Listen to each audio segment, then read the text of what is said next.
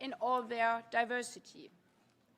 The multilateral system with the United Nations as its center is under unprecedented political and financial pressure. From a deepening liquidity crisis to fundamental principles of the UN Charter being put into question. The next Secretary General will be entrusted not only with navigating these challenges, but also with advancing essential reforms to ensure the United Nations is fit for the future. At the same time, the world needs the United Nations more than ever, and it needs a Secretary General who can provide strong, principled and effective leadership across all three pillars: peace and security, sustainable development, and human rights. These interactive dialogues, which I convene in line with General Assembly Resolution 79/327, offer a unique opportunity for candidates to present their vision for the future of this organization and for you, member states and civil society, to ask questions and interact directly with candidates. The interactive dialogues are essential to ensuring a transparent and inclusive selection and appointment process, while underlining the important role of the General Assembly. I encourage each of you to make full use of this opportunity, and I thank all candidates for their active participation, member states and civil society for their questions and engagement. But these dialogues do not end in this chamber. They are also an opportunity for people around the world, the very people that the United Nations serves, to listen, to engage, and to hold this process to the highest standards. For this decision does not only concern a few, but all of us in and outside the United Nations, who look to this institution to reflect the principles and values it champions. While we will hear the candidates individually starting today in interactive dialogues, a town hall format will follow later in the process.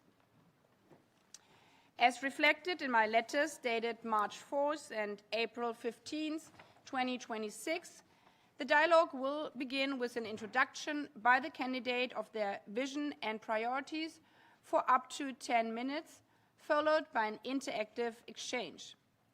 Each interactive dialogue will last up to 3 hours. The interactive exchange will take place in 2 segments.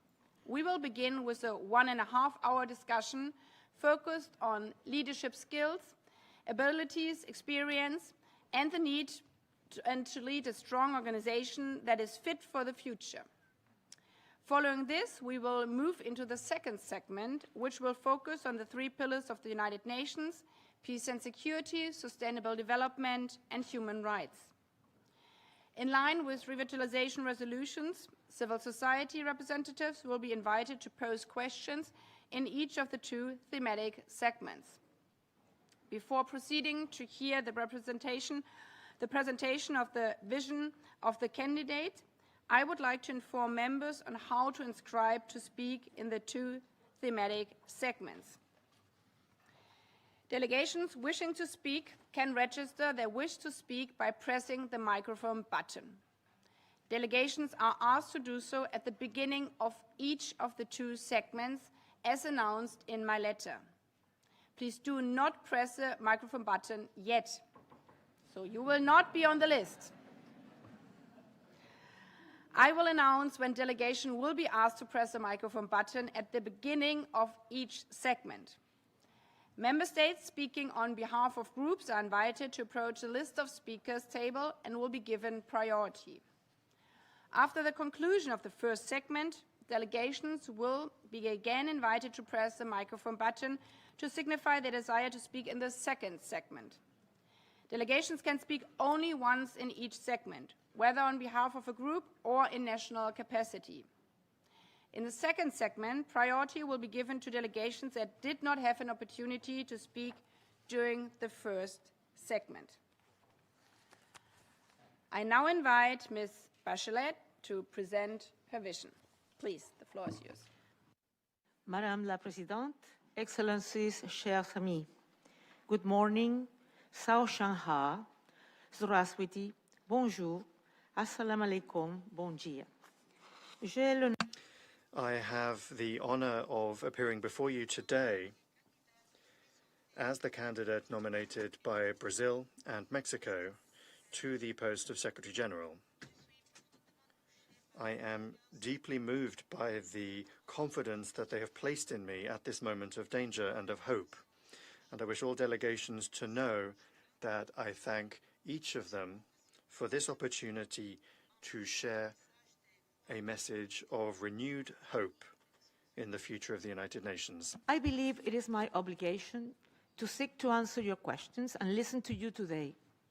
But before doing so, allow me to share with you my key message: the urgent need for hope. Our world and the order based on international law that sustains it is under strain as never before. My story is but one among millions that bear witness to what happens when law-based order falters. The day of the 1973 coup d'etat in my country, my father, an honorable member of the Chilean Air Force, who deeply believed in the rule of law, suffered the consequences when those in power turned against it. Yet it was international pressure and global solidarity that helped restore peace and democracy to my homeland. At a time when we desperately needed hope, the world provided it. Decades later, the people of Chile granted me the honor of leading our nation. And with profound commitment, I now bring the experience of my country, not unlike that of others, to this organization to lead with hope once again. I was elected twice as President of the Republic, the first woman in this position. I served twice as Cabinet Minister in Health and in Defense, as the first Executive Director of UN Women, and as High Commissioner for Human Rights.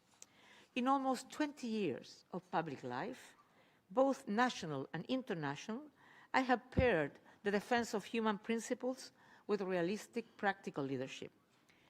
Peace and development demand this balance. Trust in the international order and trust in our institutions are mutually reinforcing. Both require robust experience and a firm commitment to the UN Charter. I stand before you to reclaim the urgent need for dialogue, because deliberation and multilateral cooperation have been the operative platform upon which this organization was built, and they remain the bridge to our future. My own vision was born of the difficult and sometimes improbable miracle of dialogue, even when all odds are against it. I know it can deliver, because I have seen it transform the impossible into achievable. We must all remember Article 33 of the Charter, which mandates solutions through negotiation, inquiry, mediation, and conciliation. Today, I solemnly commit to upholding this mandate of dialogue in all my actions. I also commit to consistent and full adherence to the Charter, the best assurance all member states can have of impartiality, and the necessary foundation of trust. We need a modern UN, focus on real, sustainable, and verifiable results, leading through managerial efficiency, coherence, and trustworthy leadership. I envision a United Nations that anticipates, prevents, creates, and unites with one overarching goal: serve member states and their citizens. This organization and its complex system remains the most ambitious, generous, and successful collective project by states in history, from civil aviation to humanitarian assistance, from intellectual property to monetary stability, from peacekeeping to meteorology. The UN system is woven into the very fabric of our daily lives. This is where the inspiration for and the cause of our urgent hope lies, that hope that will allow us to unleash the full potential of multilateral cooperation and to unite the peoples of the world around common solutions. Let's act in an environment of deep uncertainty, strategic competition, expanded armed conflicts, grave violations of international law and human rights, deepening inequality, disastrous climate change, and technological disruption. Trust in institutions have been severely weakened. And yet, precisely because the stakes are this high, the raw material for transformation has never been more abundant. Fractures expose the architecture that needs redesigning. Disruption forces the imagination that incremental progress never demands. It is not that difficulty carries a silver lining. It is that difficulty is the only forge in which durable solutions are made. So this is the moment that calls for exactly the kind of leadership this organization was built to provide. And it is this conviction that animates my candidacy. The United Nations remain the one place on earth where every nation, large or small, powerful or vulnerable, can speak to every other nation. The only house where all bases share the same roof. That irreplaceable architecture of universal dialogue is what we must protect and what we must put to work. A shared vision for a renewed UN must look in 4 directions. Look backwards. We must remain firmly true to the Charter, its purposes and its principles. They are and must remain our common moral and political compass. Renewal and reform must always serve a fuller realization of that founding vision. Look inward. The UN system must commit to transparency, accountability, efficiency, and effectiveness, and align eliminating duplications, streamlining processes, and aligning resources with mandates. The UN 80 initiative is a unique opportunity to strengthen the organization, and I will pursue it with full determination. Look outward. We must reconnect with the peoples of the world. Restoring credibility requires delivering results, effective results, supporting peace and security, advancing sustainable development, and defending human rights efficiently and impartially. Look forward. The UN must build its future on institutional excellence, effective service to the people, and strong loyalty to its purposes and principles. Shaping our collective future, and above all, that of the young people who will inherit whatever we build or fail to build here. The centennial of 2045 is not a distant milestone. It is a working horizon that gives urgency to every reform we undertake today. On peace and security, the priority must be prevention, quiet diplomacy, early warning, sustained engagement with regional actors, and professional mediation can stop escalation before it becomes a catastrophe. The Secretary General must remain engaged as a channel of communication even when consensus seems distant. On sustainable development, key priorities are eliminating hunger and poverty, reducing inequality, closing the digital gap, and advancing meaningful climate action, leaving younger generations a world capable of offering opportunities, jobs, dignity, and hope. On human rights, human dignity must remain at the center of UN action. Human rights are not only the core of a dignified life, they are also preventive tools for lasting peace and global stability. Excellencies, I accepted my nomination to join the millions who desperately need us to hear the urgent call for hope, a hope for dialogue, a hope for inspiration, a determined and passionate hope for igniting faith in United Nations leadership for this turbulent time.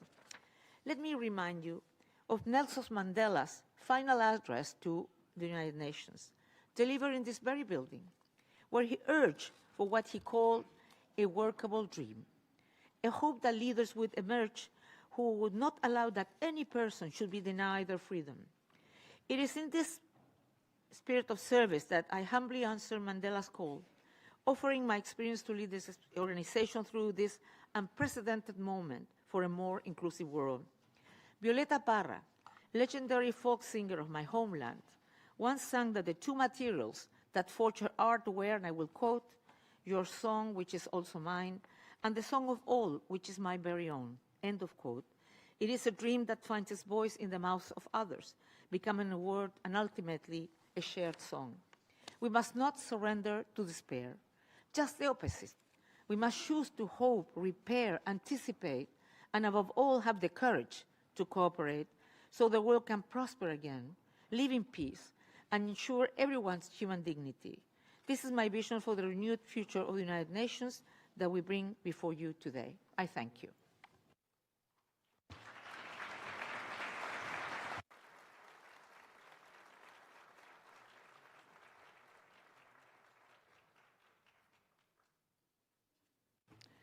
I thank Ms. Bachelet.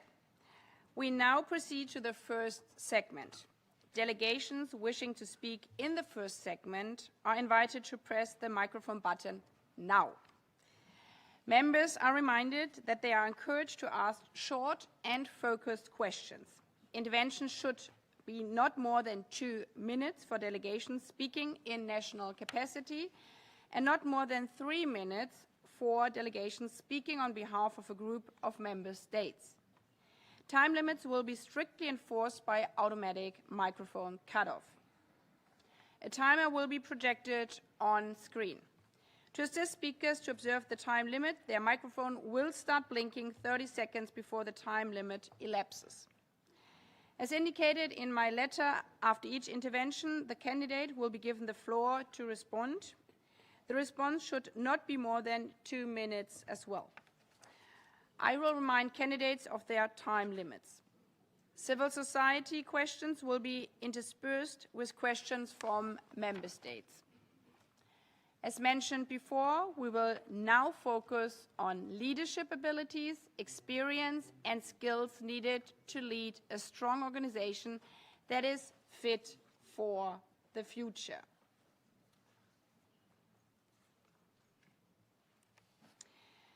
I now give the floor to the distinguished representative of Uruguay, speaking on behalf of the Group of 77 and China, followed by the European Union and Kyrgyzstan. Gracias, señora Presidenta. Thank you, Madam President Michelle Bachelet. Attaches great importance to the selection and appointment of the Secretary General and reaffirms the need to ensure that this process remains open, transparent, and inclusive in accordance with the relevant General Assembly resolutions. First, with reference to the United initiative introduced by Secretary General Antonio Guterres, what is your assessment of the proposal and how do you believe it could advance a United Nations that is more effective, efficient, and delivers greater impact on the ground? How would you ensure that any related reforms fully respect the intergovernmental nature of the United Nations, preserve the balance among its 3 pillars, and do not come at the expense of development mandates or other priorities of developing countries? Second, with the 2030 deadline fast approaching, how would you ensure the full and timely implementation of the Agenda for Sustainable Development, bearing in mind the universality and indivisibility of the goals and targets, the principle of common but differentiated responsibilities, and the commitment to leave no one behind? Specifically, how do you envisage the role of the Secretary General and the UN Secretariat in advancing this objective? 3. If you were appointed as Secretary General, how would you ensure equal and fair distribution based on gender and geographical balance as prescribed by Article 101 of the Charter and the relevant General Assembly resolutions, particularly in terms of the overall increase in the representation of unrepresented and underrepresented countries, especially from developing countries, at the senior level appointments within the UN Secretariat and the broader UN system? 4. At a time of shrinking fiscal space, declining ODA, rising debt burdens, and widening development gaps, how would you, as Secretary General, mobilize the United Nations system to defend and advance the development pillar, accelerate implementation of the 2030 Agenda, and support financing for development in a manner fully responsive to the priorities of developing countries? 5th, in light of the organization's persistent liquidity crisis, including warnings of a potential race to bankruptcy, what concrete measures would you as Secretary General undertake to promote compliance with Member States' financial obligations, ensuring that assessed contributions are paid in full, on time, and without conditions? Finally, the Group of 77 and China underscores the importance of safeguarding the full independence, impartiality, and institutional integrity of the Secretariat while ensuring that it provides equitable and effective support to all Member State representations in the discharge of their responsibilities. Thank you. I thank the distinguished representative of Uruguay on behalf of the Group of 77 and China. Ms. Bachelet, you have the opportunity to answer. Well, thank you very much, the G77 plus China group, for your questions. I'll try in 2 minutes to answer whatever I can. For me, the UN aid is essential. I think it's a must, because what we do need is an organization that can be relevant, that can be efficient, that can be also transparent, and so on. So that's why I think that reducing duplication, I mean, that we need the three things: the operational efficiency, mandate rationalization, and structural coherence. And I think we need to also take into consideration that any reform should preserve the balance among the three pillars. Reduce duplication through common services, greater digital interoperability, an interdepartmental team, not through cuts that eliminate field capacity. So we need to do whatever they need, but we need to preserve field capacity. We also need to protect the resident coordinator system, analytical capacity, early warning, and humanitarian presence from budget-driven erosion. We also need to ensure that UN80 is an intergovernmental process, reform-driven and owned by member states, not imposed administratively. Assert clearly and publicly that assessed contributions are legal charter obligations. They're not voluntary transfer. And also promote, I would say, a more balanced financing model, reduce excessive dependence on earmark, because that makes a lot of fragmentation inside the system. And we also have to create a systemic culture of independent, real-time evaluation and full transparency linked to management decisions, to resource allocation, and to leadership performance. And in terms of the Agenda 2030, if I have a couple of seconds, I say that we need to reinvigorate the UN development system by empowering resident coordinators with real authority, adequate resources, but also clear accountability for results at country level. I believe that we need to ensure that also we need to see which countries are farthest in the possibility of achieving the SDGs. And we need to think on the metrics beyond GDP, because multidimensional vulnerability indices that capture mirror what is actually happening.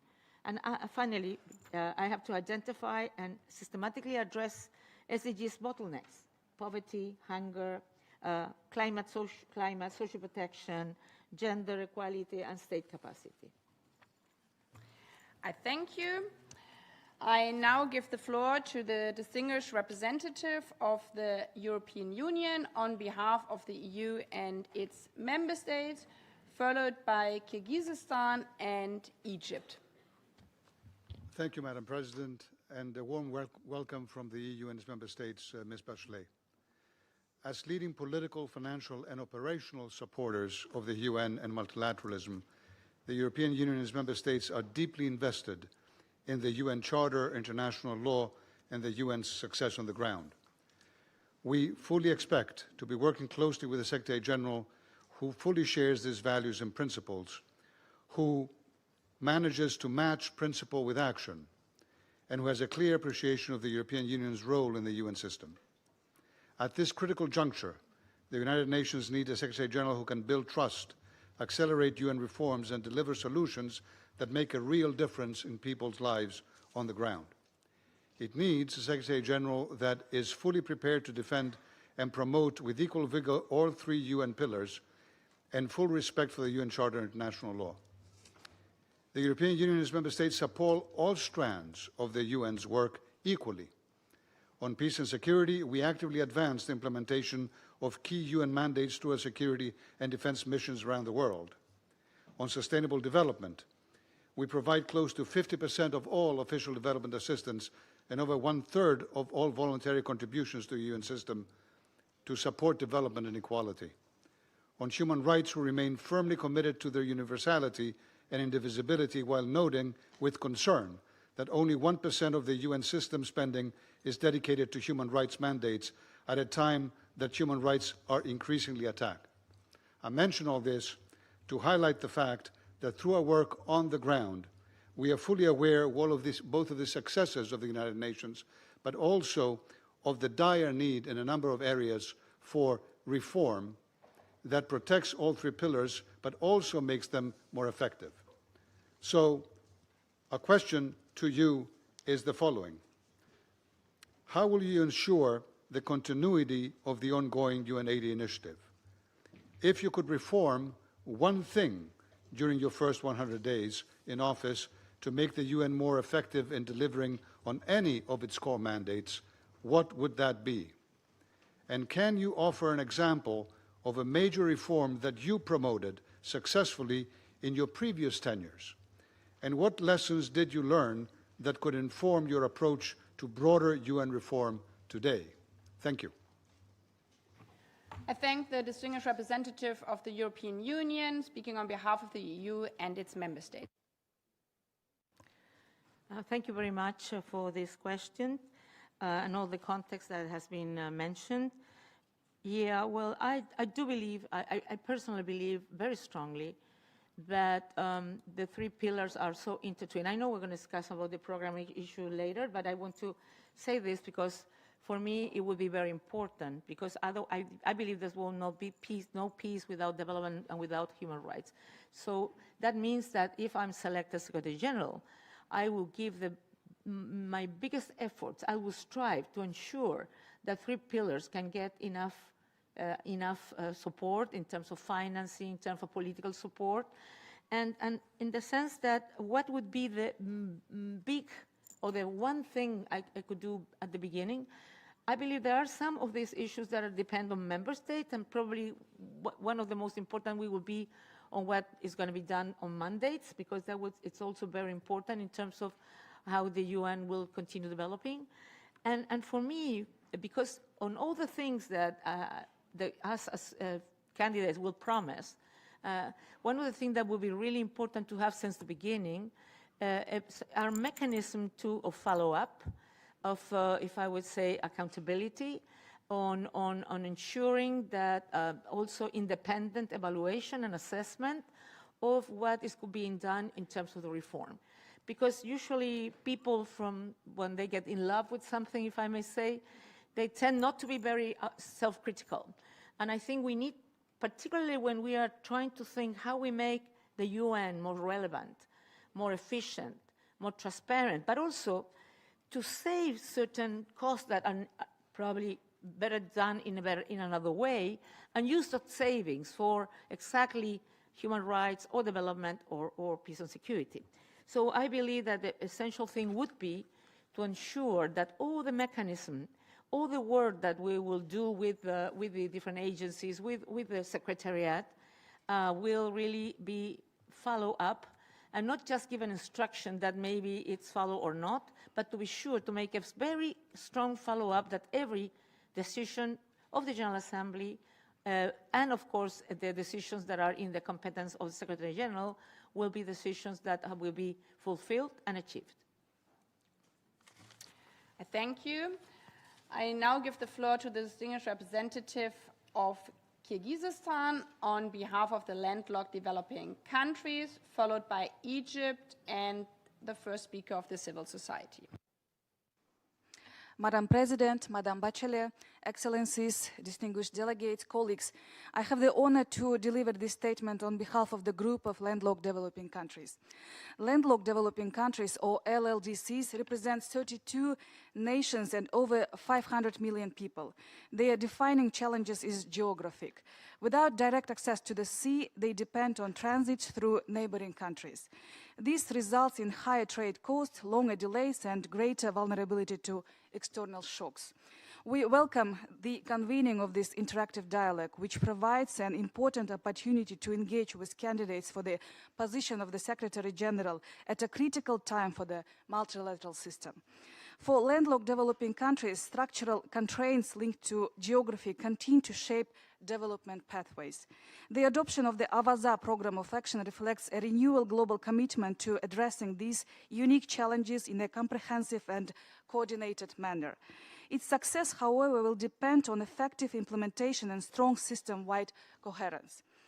We would appreciate your views on how to strengthen system-wide coherence so that global commitments translate into the measurable progress at the regional and country levels, including through enhanced engagement of the United Nations resident coordinators and country teams, and the effective integration of LLDC priorities into UN Sustainable Development Cooperation frameworks.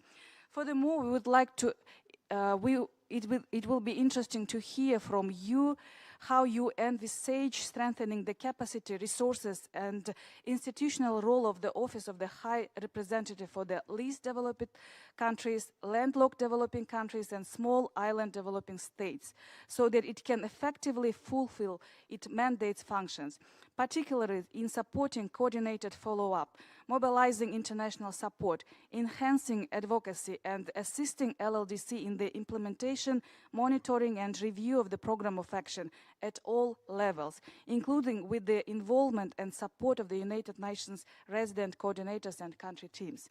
In conclusion, the group of landlocked developing countries looks forward to hearing concrete and actionable proposals on how to ensure effective implementation of the program of action and to advance the development prospects of LLDC in a meaningful and sustainable manner. I thank you. I thank the distinguished representative of Kyrgyzstan on behalf of the landlocked developing countries, please. I thank the representative of the LDC's countries. And you're right, geography must not determine destiny.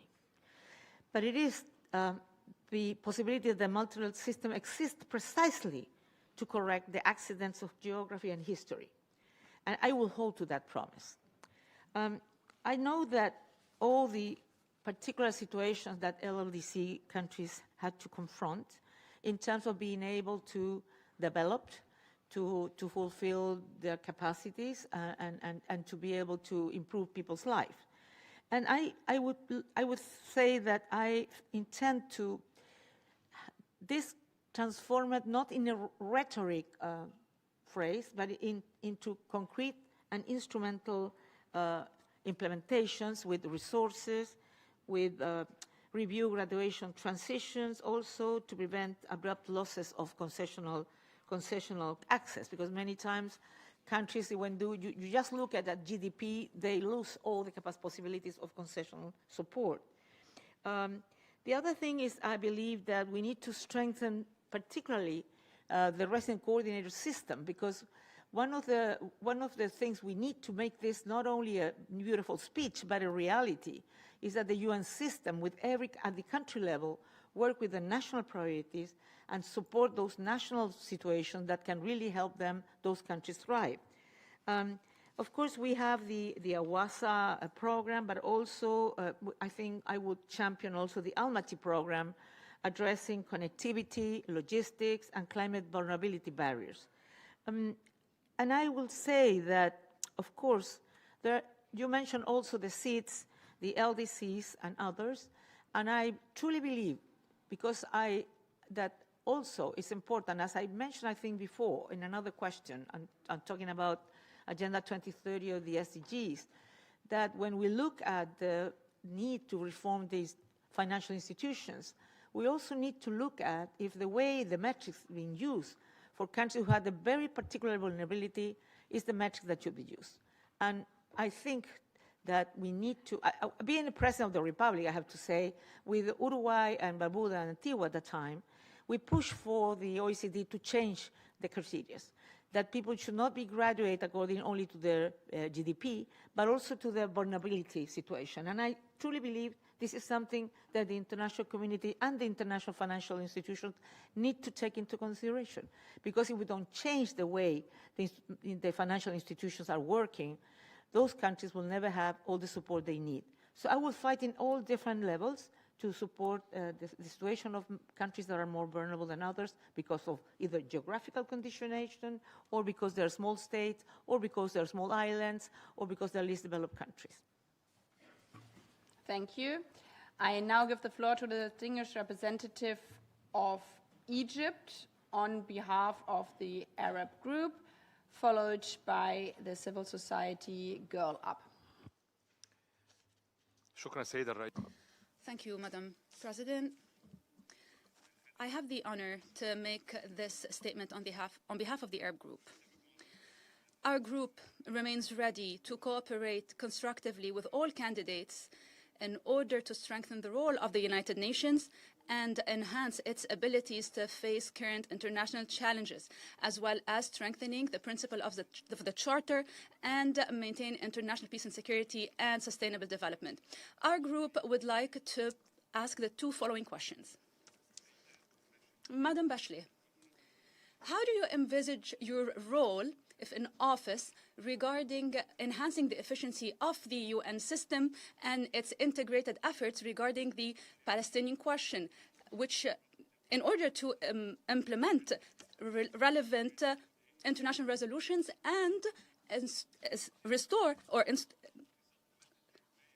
allow for peace in the region?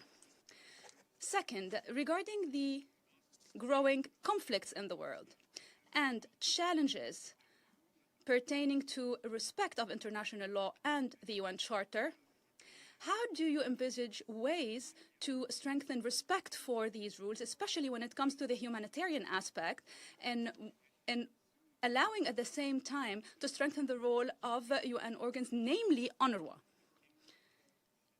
so that these agencies can play their mandate fully? Or rather implement their mandate fully. Second, regarding the current, or in light of the current crisis at the United Nations and resources allowed for development, as well as the growing debt burden, how will you enhance the role of the United Nations in supporting the fact that member states will honor their financial commitments towards the United Nations? And what are the means that you will use in this regard? I would like to ask the following question. There is a sense that the international legal order is in crisis, and the fundamental rules of international law, like sovereignty, non-intervention, the non-use of force, and freedom of navigation, are being challenged. Is there a role for the incoming SG to reaffirm the commitment to the international legal order to ensure enforcement of international law? وشكرا سيد الرئيس. Thank you, Madam President.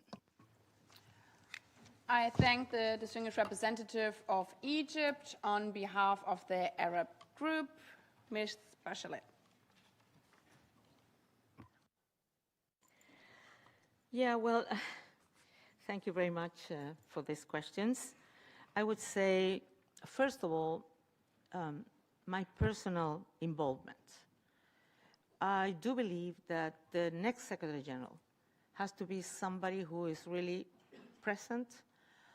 First of all, should be prevent conflict from happening, but should also be, if I would say, and very even physically present in the field, in the places where we need solutions to problems and where there are resolutions of the General Assembly, in terms of being sure that, and making sure that they are implemented, they're a reality, and not only a resolution that could be kept somewhere and not being a reality for the country. So that is something that for me is really important, to ensure my personal commitment and my personal, I would say, to use, if I would say, what the Secretary General of the UN has. It's true that you mentioned that there's a lot of questioning of things that in the past were supposed to be, they were taken for granted in terms of the world order. But I think that having been true, that's true, the Secretary General is somebody who has the moral voice, who has also a diplomatic stature that can be heard by and received by powerful and not so powerful countries, that has the possibility of being there with their leadership and trying to make a difference and trying to ensure the possibility of everyone. And so I would say I would always have full political support to the system. That is some way that I believe that things that are not really many times going well can go better.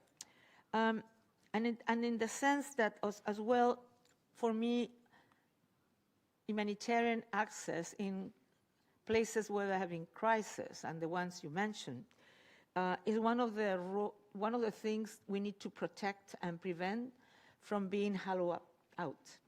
One of the problems that I see, even though I completely agree on the UN 80, is that what we need to ensure that it will not hollow out issues that are really important to happen. And one of those is that organizations like UNRWA and others who are doing a great humanitarian assistance can having the resources, the political support, and also the capacity to do the job we have entitled them to do. In terms of the global order, well, one of the things that I know that this is something that is not only the task of the Secretary General. Member states have a very important role to play. But I'm still a believer that multilateralism is essential, and it's essential more than ever. And that we need to put our voices together. And that's what I make my first intervention. I was speaking about dialogue to inspire hope, because I do believe that multilateralism is that what this building and this place represents is the only way to deal with the challenges that we have in front of us. I know that there's a lot of trends that goes in other direction in different areas. You mentioned some of them. But I truly believe that the SG has to speak out, has to convince member states and the parties, try to show why to have a rules-based order where everybody feels protected, represented, is not only the just thing to do, but the smart thing to do if we want a peaceful and better world for everyone. I thank you. I now give the floor to the distinguished representative of the first civil society. We will hear a pre-recorded video by Girl Up. Hello, my name is Pachacanchay and I use Sabe Crespo. In my work as a Girl Up youth leader promoting public accountability in Ecuador, I am aware that heads of institutions such as the Secretary General operate in environments where political constraints may limit action. What is one decision you have taken in your career where you prioritize impact over political expedience? And how will that shape your leadership if elected? Please. Well, what you ask is the history of my life. I have never thought that I should have to make decisions that could be, that will make me stay in some place if that doesn't have an impact. I truly believe that what the world needs is somebody who is not fighting for the post, but is fighting for the principles, the values, and for a better world for everyone. And particularly, is what I always done. And if I'm selected Secretary General, I will have the same attitude and the same, if I would say, conduct. Because I have had the honor to be in so many issues that the only reason to try to be a candidate for SG in a world that is not easy, you can agree with me on this, is because I really believe that if you are a Secretary General, it has to be worthy for the people of the world. Thank you. I now give the floor to the distinguished representative of Norway on behalf of the Accountability, Coherence and Transparency Group, followed by the Solomon Islands and the Kingdom of the Netherlands. Thank you, Madam President, and good morning, colleagues. First of all, thank you, Madam Bachelet, for the presentation of your vision this morning and for your commitment to participation in this process. I have, as mentioned, the honor to ask 2 questions on behalf of the ACT group, which is a cross-regional group comprised of 27 small and mid-sized countries committed to a transparent and accountable UN and seeking to improve the working methods of the Security Council and its relationship with the General Assembly. First question. The General Assembly has a joint role in the selection and appointment process for the next Secretary General.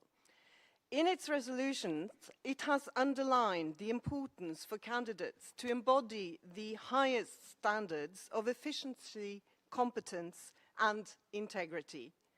The Civil Society Coalition 148 Billion has also published a set of 5 principles for integrity for Secretary General campaigns that has specific actions towards transparency, accountability, engagement, and independence in the campaign. 148 billion have written to and asked all the candidates to commit to these principles. Are you willing to do so? And if not, why? The second question is about your leadership in conflict prevention. What specific early warning indicators will trigger your personal intervention in an emerging conflict? And thank you so much.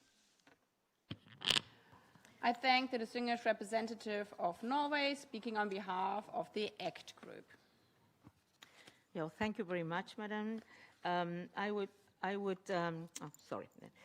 say that the principles put forward by 148 billion reflect the same standards of transparency, independency, and I would say accountability that I believe most guide both the selection process and the conduct of the Secretary General's office. And I believe it's the same issue that the General Assembly is asking for. I do believe that civil society plays a really important role in holding both candidates and the organizations accountable. And their voice in this process, I believe, is legitimate. And the principles for integrity are consistent with what the General Assembly itself has called for.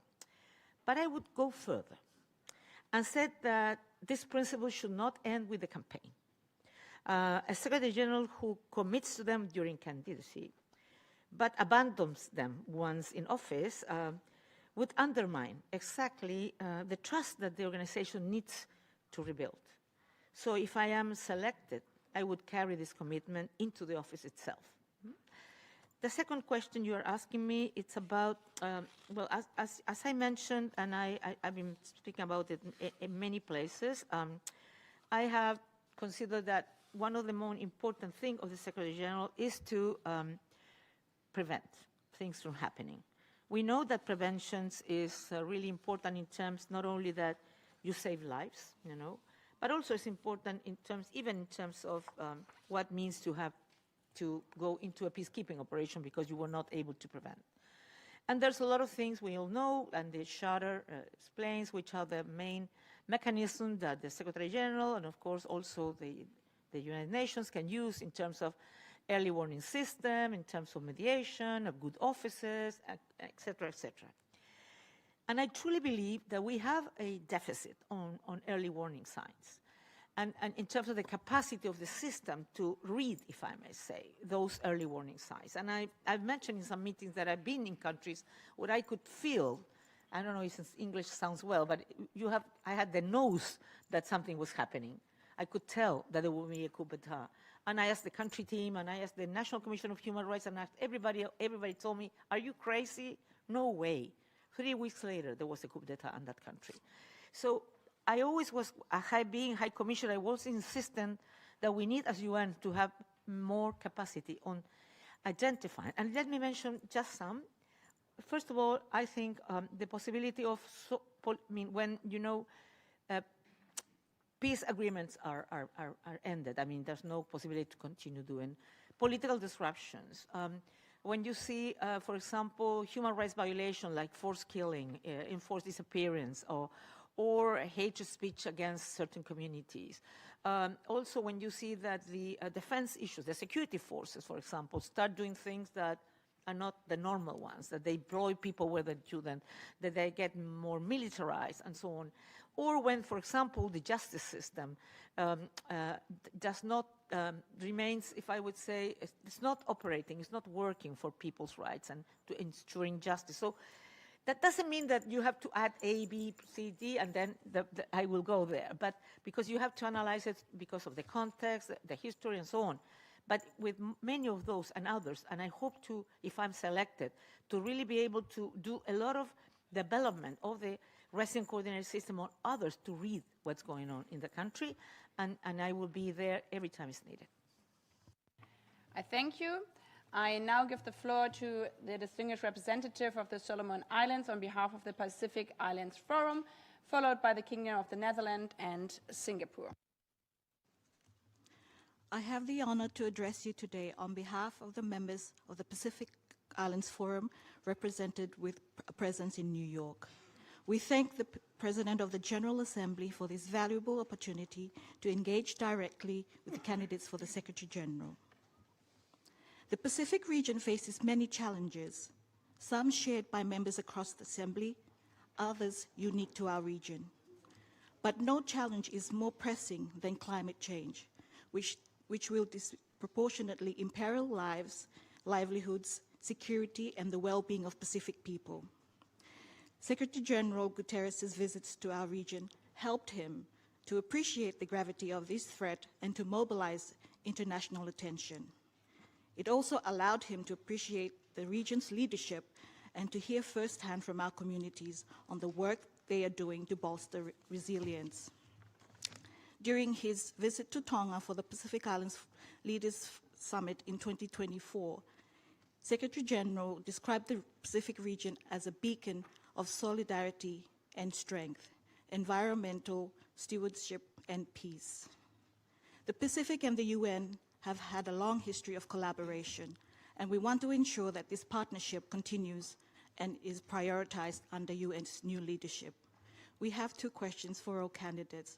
First, how would you use the Office of the Secretary General to draw attention and mobilize action to address the unique vulnerabilities of small island developing states, including Pacific SIDS, in particular the impacts of climate change?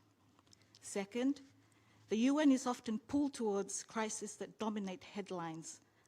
As realities unfold more slowly with irreversible consequences, how will you balance urgent conflicts with existential threats such as impacts of climate change?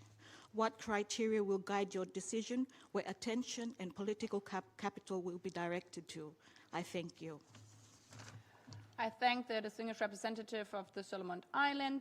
Please, Ms. Bachelet.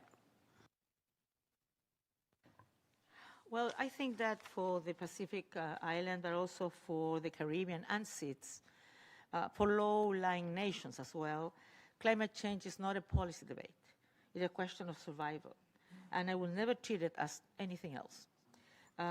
I think that it can be used, the full moral authority of the Secretary General Office to sustain urgency around the 1.5 goal in every multilateral forum, bilateral heads of states engagement, but also public communications. I think the Secretary General has a voice that can be heard. We also believe that we must support the most ambitious interpretation of the Paris Agreement. I signed the Paris Agreement as President of the Republic, and I truly believe we need to continue working strongly on that, and all the reviews and impulse mechanism connecting the IPCC's finding to political accountability. I also believe that we need to establish, in collaboration with the UNFCCC bodies, multilateral development banks, governments and civil society, a transparent, publicly accessible tracking system for climate finance commitments, what was delivered, in what form, and to which countries. I also think that we need to champion grant-based rather than loan-based climate finance for the most vulnerable countries, because I think we need to reject the injustice of requiring in-depth nations to borrow to adapt to climate impacts they didn't produce, they didn't cause. I also think that we need to support the Lost and Damaged Fund as a recognition of the principle of climate justice and advocate for adequate capitalization commensurate with the scale of the need. I also believe what the Secretary General should use every relevant bilateral and multilateral engagement to raise climate finance delivery at a standing political priority. So I would say climate change, but we used to talk in the UN before, like the triple planetary crisis, climate change, pollution, and also loss of biodiversity, because they're all very intertwined, has been for many years one of my oceans and how we protect marine areas has been one of my important issues that I've been dealing with for many years. So I would ask Secretary General, if selected, I will work very strongly with seeds and Pacific Island, and all the countries are going through this to this existential development that is climate change. And of course, in the case of seeds, translate the Antigua and Barbuda agenda into real financing reform, incorporating, as I said before, vulnerability into all access criteria. And I will insist in all the multilateral places and all the bilateral places that climate change should not be something that is forgotten, because it is, I would say, the biggest threat to humanity. I thank you. I now give the floor to the distinguished representative of the Kingdom of the Netherlands on behalf of the Benelux countries, followed by Singapore and the next civil society organization, 148 billion. Thank you, Madam President. I have the honor to speak on behalf of the Benelux, a long-standing regional partnership comprising Belgium, Luxembourg, and my own country, the Kingdom of the Netherlands. I align with the statement of the European Union. And I thank Ms. Bachelet for sharing her vision and her long-standing commitment to human rights. We particularly value your emphasis on prevention, accountability, and the centrality of human rights across all pillars of the UN. We see strong resonance with our belief that the Secretary-General must serve as a guardian of the UN Charter and international law, and as a voice of moral authority, especially in times of increasing geopolitical tension. We consider that the UN needs, above all, a Secretary-General with proven leadership and reform credentials, capable of guiding a complex organization in a time of geopolitical tension and financial pressure. We attach particular importance to a Secretary-General who can strengthen trust in multilateralism and the international legal order, act as a strong convening power across all three pillars, and who can proactively contribute to prevention, peace building, and mediation. At the same time, we see a need to strengthen the UN's financial sustainability, accountability, and system-wide coherence. We would be interested to hear more about how you would approach modernizing UN management systems and financing, ensuring greater transparency, efficiency, and coherence across the system, particularly in the light of the ongoing discussions on UN 80. And finally, could you share your early thinking on the composition of your senior leadership team, including Deputy Secretary General?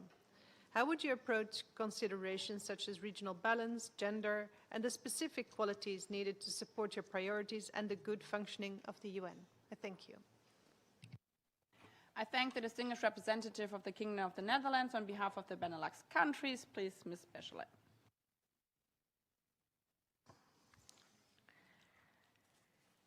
Well, some of the things I already mentioned, I believe is that one of the things that the next Secretary General has to do is to try to build trust within the United Nations among countries, and my intention is to speak with all member states, with the PRs, to come to the General Assembly every time I'm invited, of course, to inform of the different things that the Secretary General is doing on different areas that are on the competence of the Secretary General, but also to analyze which could be not only in terms of what we need to do on the UN 80, in terms of what I already mentioned, improving efficiency, managerial situations, and avoid duplication, and so on, and fragmentation. But also, of course, we need to do much more in terms of how we finance the system. And in that sense, I do believe that I will need to speak, and also, if I am selected, I will need to speak that before I come to office, because I've heard that the Secretariat will not have much money when it starts next year, to ask for member states to do what they have to do. The assessed contributions are not voluntary. They are by the charter. It's a legal commitment. So member states have to do it, but also do it in the moment it's needed, because if countries pay their assessed contributions in December, it's very difficult that they will be able to be used during the year that is finishing. So, but I think I will use my best offices, good offices in this regard as well, to try to talk to them why it's so important so the UN can really do the mandates that we have, being in peace and security, being in development, and also being on the human rights area. Well, human rights, you know, has only 4% of the budget, of the regular budget, so it's not much, but still we need to preserve it, because we need also to be in the middle of all what we do in the UN. In terms of, and of course there's many things, and also if you think on financing for development, that will be something probably we'll speak later on during the session, but there are a lot of different mechanisms that have been identified in many UN conferences that I think we should push for them to become a reality. In terms of the composition of my group, I wouldn't be able to tell you the names of the person. I will give you the criteria. The criteria for me is that what the Charter asks us to do. The Charter says that the Secretary General has to choose. First of all, I have to say nobody can by himself have all the answers to everything, and you need a good team that is committed, that really understands, and that feels that the only way we go through is if we work together and we push in the same direction as Secretariat, but with member states as well. The second thing that I would say is that, of course, there is a need of improving representation, geographical representation, and, of course, gender parity. Secretary General Guterres have done a lot in terms of gender parity at certain levels, and I think that needs to continue as a criteria. And there's a lot of countries who feel unrepresented or underrepresented. And I will be particularly active in looking for having candidates that will apply to different posts that really are part of these countries who do not feel represented. How can somebody trust the UN if the UN does not represent the world inside its own secretariat? So for me, this is an essential task that I will achieve. I thank you. I now give the floor to the distinguished representative of Singapore on behalf of the Small States Group, followed by the civil society organization, and then Kenya. Thank you very much, Madam President, and a warm welcome to Madam Bachelet. I have the honor to deliver this statement on behalf of the Small States Group, which is a cross-regional grouping of small states comprising both developed and developing countries. Madam Bachelet, we are living in a volatile and dangerous period in international relations, characterized by geopolitical tension and conflict. For small states, an effective multilateral system founded on the principles of the UN Charter and international law is not an option, but an existential necessity. The next Secretary General will play a critical role, not only in defending the UN Charter, but also in reinvigorating and reshaping the role and relevance of the United Nations. We look to the Secretary General to safeguard the interests of all member states, especially the interests of the smallest, weakest, and most vulnerable members of the UN. We do not want a world of might is right, where international law and sovereignty and territorial integrity of small states are violated with impunity. The members of the SSG stand ready to work with the next Secretary General and all member states to strengthen the role of the UN and to defend international law and multilateralism. In the interest of brevity, please allow me to go directly to the questions now. First, what steps will you take to strengthen the role of the General Assembly, especially at a time when the Security Council has been unable to take decisive action? And specifically, Madam Bachelet, how will you support and strengthen the office of the President of the General Assembly? Second, the SDGs and the Pact for the Future are landmark outcome documents which provide a roadmap for global action and partnership. How will you accelerate the implementation of the SDGs and the Pact for the Future? Thirdly, we are at a critical moment when public perception of the United Nations seems to have become critical and even cynical in many countries. How do you plan to galvanize support for the work of the UN, especially among younger people who represent the future in all our societies? Thank you. I thank the distinguished representative of Singapore speaking on behalf of the Small States Group. Please, Ms. Bachelet. Well, I believe the Pact of the Future has a really important role in terms of ensuring that we can be successful to accelerate the Agenda 2030 and the achievement of the DSGs. And I will do my best in terms of organizing the part of that is in my competence, that could be in my competence, that would be how we organize the internal system in terms of the resident coordinator system, in terms that they work with this is a universal political and moral compact, the Agenda 2030 and the Pact of the Future. But every country does not have the same obstacles and the same problems to be able to solve their shortcomings. So I believe this needs to be done. I need to push for it has to be worked at the local level, at the country level, where the UN community system will work with the countries for the national priorities and look at what are the bottlenecks they have in each particular issue to see how the UN system can be really, really helpful in supporting with good strategies to build capacity in case that's needed and to put the money where is also needed. I think that is something that we need to do in terms of really making this a reality.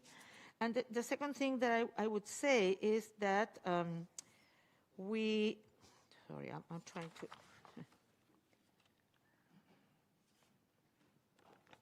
I'm trying to understand what I wrote down. Sorry, just a second.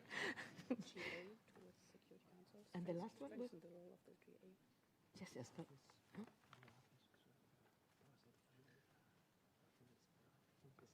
Sí. No, pero el tercero, sí.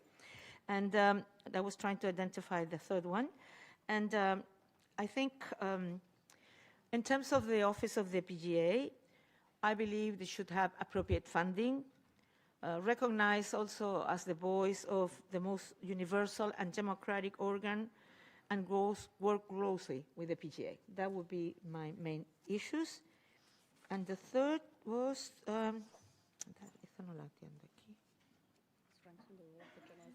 Strengthen the role of the General Assembly. No, that's already I answered. No, the last one was...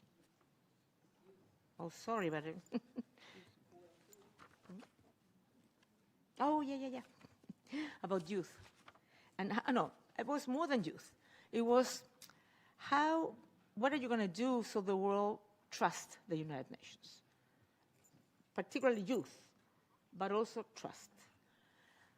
What I believe is that the only way to rebuild trust in the United Nations as a system, first of all, is to be able to deliver results. If people in the world sees that the United Nations is dealing with the most delicate situations and having results, having trust, support people that are with hunger, support people that are living under terrible conditions, support and play the biggest possible role, that's Secretary General, but the whole UN system, in the solution of conflicts.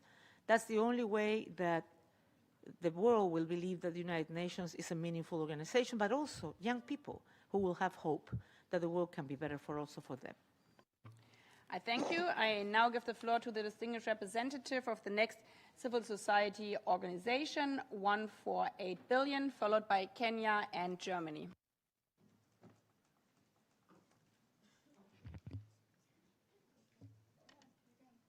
Thank you. Aditi Gorur with the 148 billion campaign. During Secretary General campaigns, candidates face considerable pressure from powerful member states, especially on the allocation of senior UN jobs. This violates the UN Charter, as well as multiple GA resolutions, and it's resulted in certain countries enjoying a monopoly on top UN roles for their nationals. We believe that the next Secretary General should have the freedom to build the best possible team from a diverse global talent pool. If appointed, what steps will you take to ensure that there are no longer national monopolies on top UN jobs? Thank you. I thank the distinguished representative of the civil society organization 148 billion, Ms. Bachelet.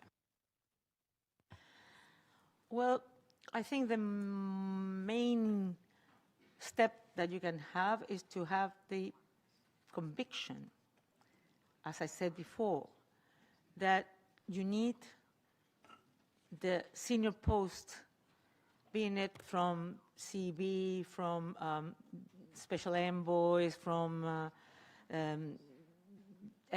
different organs depending of the Secretary General, but also inside the Secretariat in terms of senior post, that they will really represent the world. And I believe that should be like that. And I have to say, it's sometimes not easy. Sometimes it will mean a political cost.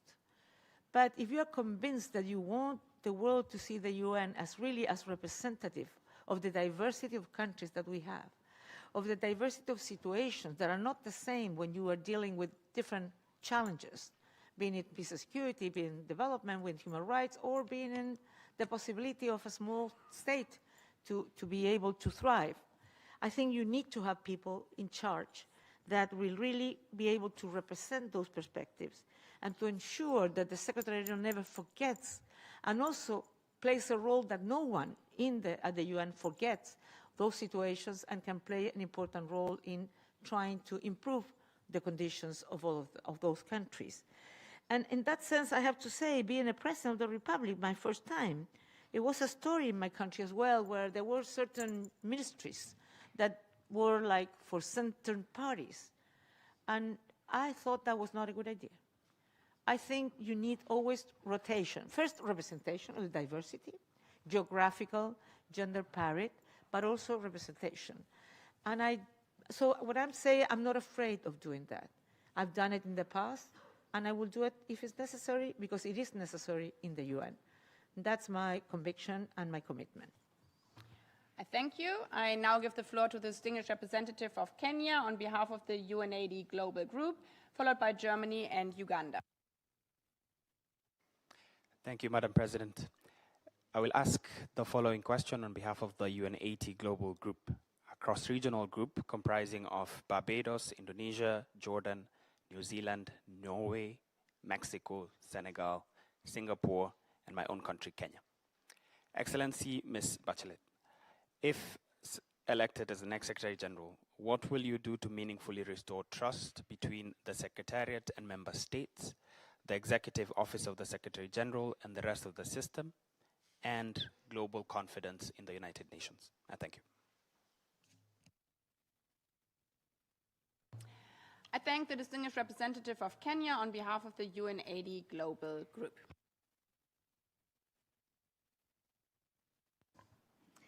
Well, thank you for that question. I believe that the best possibility to rebuild confidence is to have a very strong, honest, permanent dialogue with member states. Even with member states that you know when there's no consensus. Because I truly believe that that is really important. That's the only possibility for dialogue and to build trust. Trust can only be built on transparency, on honesty, but also honoring one's values and one's words. This is who I am. This is what I will do. Values are really important as well. But I think one of the important things, but that happens in politics as well, I have to say. People get disappointed of the politicians because they promise things where they're campaigning, and then when they come into office, they will win, they don't see them anymore. And I'm not that kind. I'm a person who wants to do what I have said I'm going to do, because that makes me feel that I'm a person who can be trusted. That's how I am. And also the same with the rest of the system, to work honestly on the issues that you have committed to do to solve different shortcomings and problems, particularly in this very difficult moment for the UN, in terms of financial restrictions and the need, of course, of a reform. But also, in terms of the reform, I think is really important. I mentioned before, but I would love to mention again because of your question, is that the reform has to be owned and felt owned by member states. It's not something, I mean, of course, the Secretariat has been doing a lot of things that you are going to approve it or not. You're going to discuss many of those issues.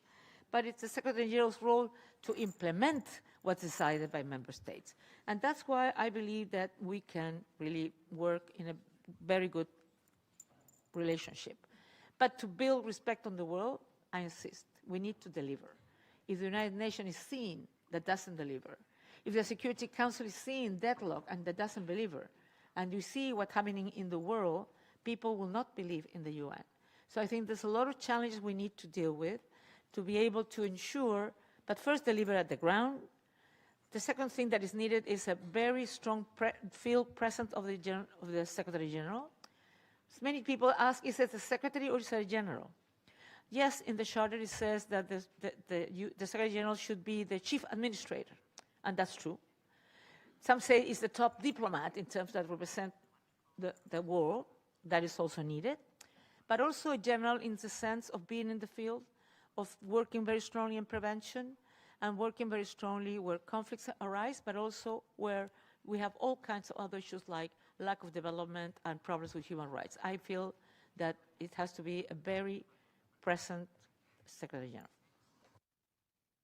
I thank you. I now give the floor to the distinguished representative of Germany on behalf of the group of 4, followed by Uganda and Austria. Madam President, thank you very much. And Madam Bachelet, Excellency, thank you very much for speaking to us today and presenting your vision. I have the honor to speak on behalf of the group of 4, consisting of Brazil, India, Japan, and my country, Germany. As the G4 plays a pivotal role in moving forward the reform of the Security Council, my question pertains to that. The Security Council, of course, bears primary responsibility for the maintenance of international peace and security, but as its composition does not reflect today's geopolitical realities, the relevance and the effectiveness of the Council are questioned, have been questioned. What role do you foresee for the Secretary General on the question of reform of the Security Council, and what specific initiatives do you intend to maybe take if you are selected? And I would like to add one question in my national capacity. You've spoken about your vision, and you have spoken on UN80 and on the Pact for the Future. I would like to ask you and also give you the possibility to elaborate a little bit further of how you see the organization working, on what topics and what priorities, say, over the next 5 years or maybe 10 years, and how you align the vision that has been decided on by member states in the Pact with your vision and what you think is a priority in terms of making the organization work for those priorities. So what priorities specifically do you have for reform of the organization? Thank you very much. I thank the distinguished representative of Germany on behalf of the group of 4. Please, Ms. Bachelet. Yes. Well, in the Pact of the Future, there was approved the need to a reform of the Security Council. And even though, of course, that is the main role of member states to decide in which direction you go, I think it's a need to think seriously on that reform. So it is better represented what the world is today. So it has the possibility of being more effective, more efficient, and with more representation, I think that can be possible. And that we are able to think also in a better geographical representation. Not only numbers of states that can be part of the Security Council, but also from certain regions where they are not part right now as permanent members. And I think that the Secretary General should play a role in terms of, as I said, good offices in terms of talking to member states, talking to the P5, talking to E10, but also to all member states. I mean, I believe that the Secretary General has to have current meetings with the Security Council, with all together, but also separately with the P5, the E10, to try to see if there are certain possibilities of building certain convergences, certain consensus. The Secretary General can try to do his best to produce what I would say political viability for certain changes and for certain reforms. It will not be up to him to make the final decision, or her, but it will be to be able to push in the direction that what the world needs. And the world needs a Security Council that can solve the problems that are on its competence. And right now, it doesn't seem so. So we need to ensure that that happens. On the other hand, on the question of on the UN80, what do I pretend to do in that sense? I think that financial viability is one of the really important issues we have to take care. Of course, make the system more effective, more impactful, accountable, and transparent.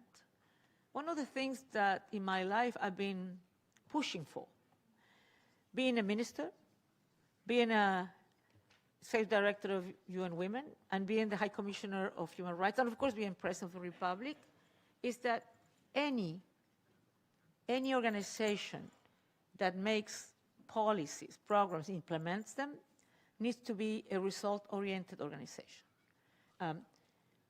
When I was a minister, they would give me initiative, activities. And I was always asking, don't give me this. I'm not interested. You have the 100 activities. I know maybe it's 5 activities, but I want to know the outcome, the impact, because what we need is impact and not only numbers of activities that can fill a paper. The same I did with being Executive Director of Human Women and also High Commissioner of Human Rights. The internal report, but also the report for donors, were always about activities. And I always insisted, this is not what we need. We need to know that if what we're doing on the field, or the money we're using in that, is really having the impact that we need. If not, we have to change what we have to do. We need to cut these programs, and we need to do what is really good. So that, I would say, will be what will be some of my priorities.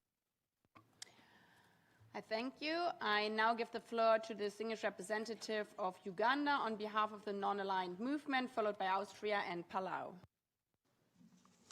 Madam President, I'm honored to speak on behalf of the 121 member states of the non-aligned movement, NAM. We welcome the holding of this informal dialogue to exchange views with the candidates of the position of Secretary General of the United Nations. NAM has a series of questions, but to avoid repetition, since we came down the queue, I'll ask a few of those. Number one, how would you promote a more inclusive global governance and ensure the effective consideration of the needs and priorities of developing countries?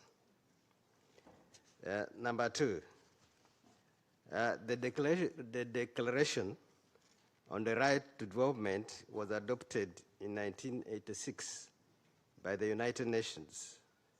What is your position on the right to development, and how would you advance its implementation within the United Nations? Number three, how do you assess the impact of unilateral coercive measures on the ability of affected developing countries to achieve sustainable development and fully implement the 2030 agenda? What concrete actions would you promote in your capacity as Secretary General to strengthen the role of the United Nations in opposing such measures, urging their elimination and promoting mechanisms to prevent their application? Next question, considering the importance of safeguarding the full independence, impartiality, and institutional integrity of the Secretariat, I know it has been asked, what measures would you propose to ensure that these principles are reflected in the equitable and effective support to all member state representations in the discharge of their responsibilities.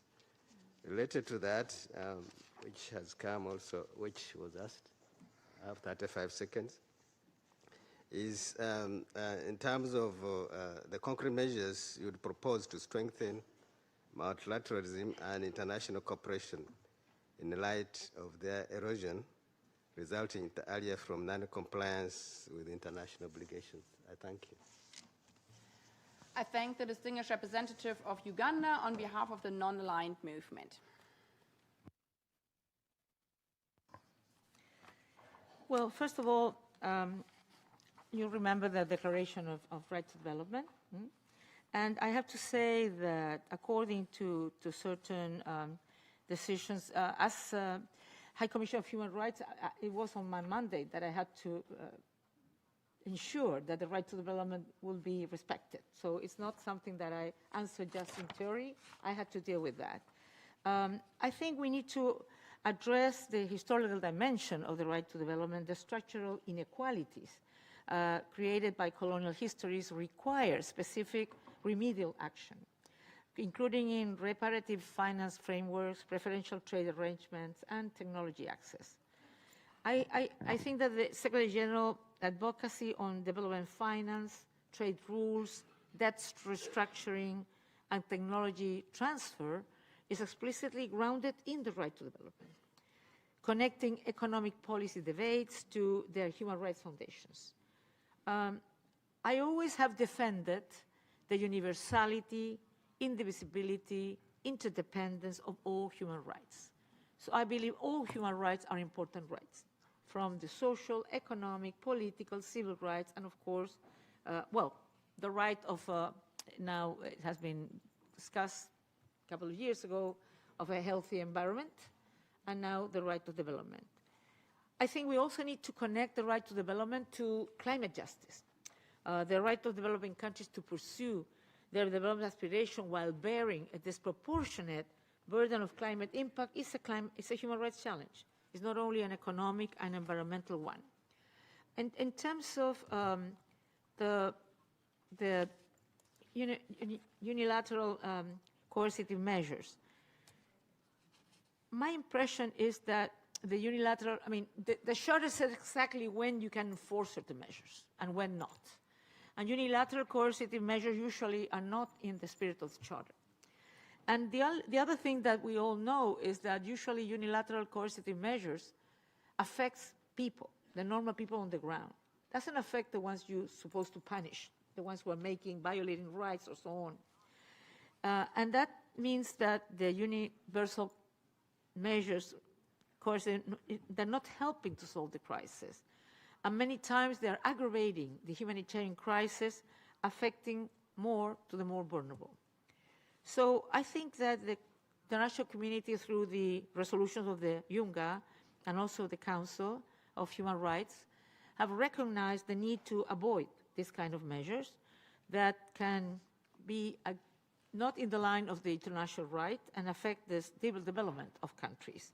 So I think this is an issue that requires dialogue, requires to understand that there are different sensibilities about it, and also to renovate the commitment with collective solutions that can, if I would say, make the multilateral system more strong. Okay, I'll end here. Thank you. I now give the floor to the next speaker, the distinguished representative of Austria on behalf of the Group of Friends on the Rule of Law, followed by Palau. Thank you, Madam President, and thank you, Madam Bachelet. I have the honor to speak on behalf of over 50 cross-regional members of the Group of Friends of the Rule of Law. In recent years, we have witnessed breaches of even the most fundamental provisions of the UN Charter, including the obligation of all member states to refrain in their international relations from the threat or use of force, as well as mass atrocities committed at large scale. All this paired with the failure of the Security Council to take adequate action in response. So the two questions of the group of friends of the rule of law to you are, first, what concrete, proactive and preventive measures would you personally pursue if elected as Secretary General to strengthen the rule of law and prevent breaches by member states of the Charter's principles and of international law? And second, what specific preventive diplomacy initiatives would you launch or strengthen? I thank you. I thank the distinguished representative of Austria on behalf of the group of friends on the rule of law.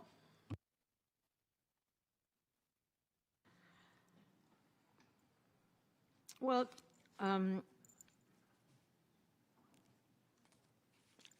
I believe that we all need to be responsible for the assurance that the rule of law is that member states are in compliance with the rule of law and on all the principles of the Charter and, of course, of the international law. But I believe that when this is not in compliance with the Charter, the Secretary General have many possibilities. One is to dialogue with the parties who are violating in some way this or not respecting or not in compliance with it, to ensure that, to try to change that situation. The second is to talk to the Security Council on this situation and with the General Assembly on that to see what can be done. But at the end, if nothing works, the Secretary General has to speak out, calling member states to really respect the Charter, to really respect the international law and the rule of law. And what initiatives in prevention, if I would say, in this, I think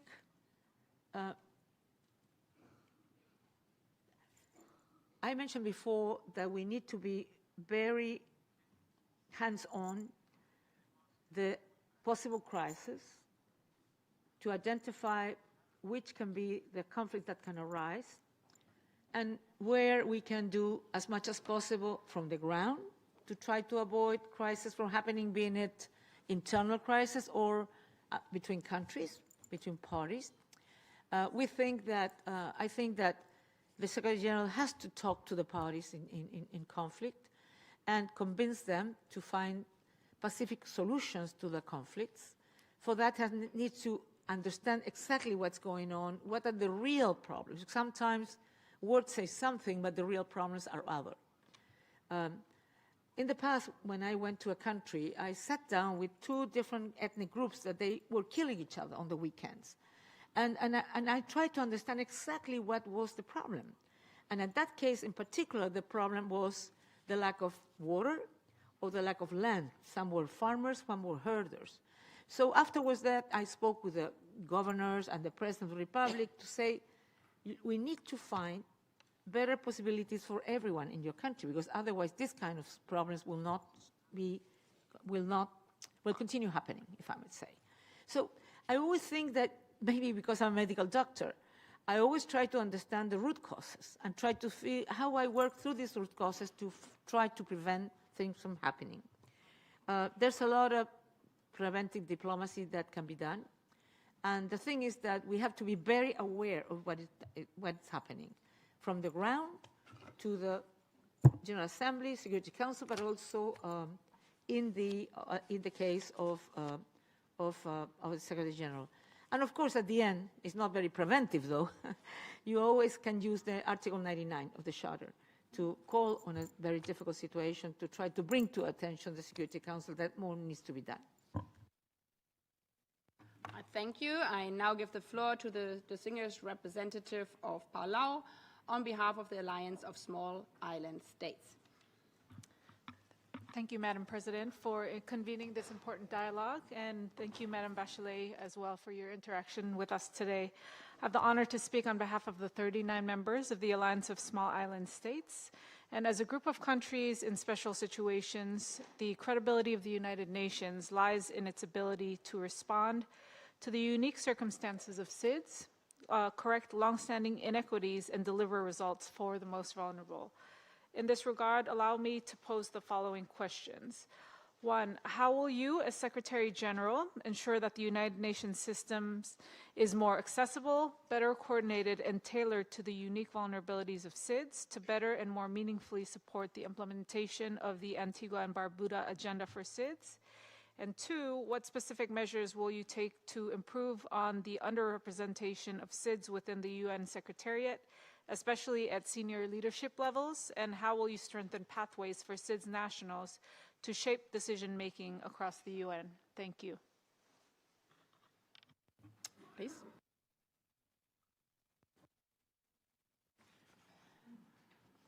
Well, I mentioned before some of the issues in terms of the seats that I really understand that it has a lot of obstacles in terms of development, but also that climate is a very important and is existential development challenge for the seats. That's why I believe that we need to translate the Antigua and Barbuda agenda into real financing reform, incorporating vulnerability into all access criteria. One of the things I mentioned before, that being president with Antigua and Barbuda and Uruguay, we tried to change the criteria for which concessional funding, financing were considered. And I still believe that is true. I still believe that we need to include not only the GDP criteria, but an index of vulnerability. But it should be a multidimensional vulnerability index. I mentioned this because I did it before. It didn't work at the time. We didn't have success. But I think every time it's more clear. We see it every time. Climate change is not a problem of the future. We have it now. And we see it in many islands, and we see it in the Caribbean countries as well. I'm speaking about that because I'm from Latin America. I see it more easily, but it happens probably in Palau and many other places. That there is a reality that we need to deal with it now. And that's why I really intend, I tend to have a strong focus on seeds, LLDCs, LDCs, etc. countries, to see what else can we do? What are we missing? Why are not getting into the real problems you have? And of course, that means also that when I organize the teams, and particularly in decision-making position and top positions, we need to have representatives of all these countries that feels that they're deemed to be there and they're not. But I have to make a mention. I have been aware of this in the past as well. And I will ask member states, when you're looking forward to have more representation, to make good candidates to apply, the best possible candidate, because the charter speaks about competence, integrity, capacity, but also geographic representation and gender. And sometimes I wanted to appoint a woman, but the people who apply were not at the stature. So we need to ensure that the people who apply have the quality that I'm sure there's a lot of people with huge qualities in the seats, but also that represents and the values, the principle of the charter. And if I have that, I will be so happy to be able to choose people who represent the variety of the world. I thank you.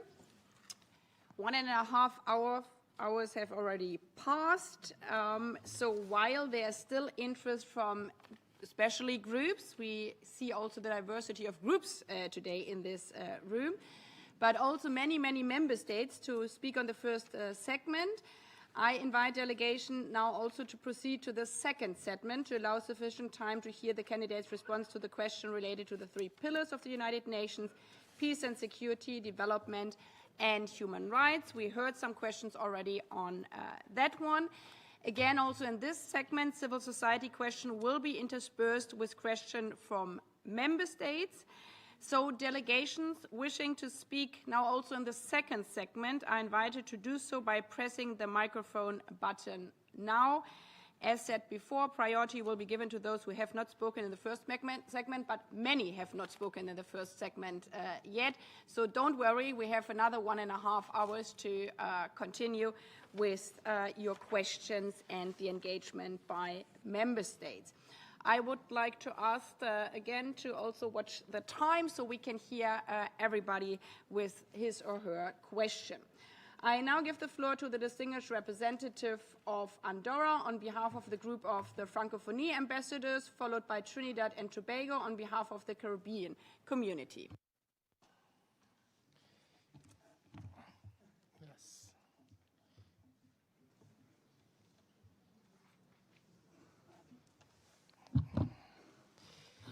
Oh, oui, pardon. Je suis... Apologies. It seems to be working now. Thank you very much, Madame Bachelet, for presenting your strategic vision. I'll be very brief.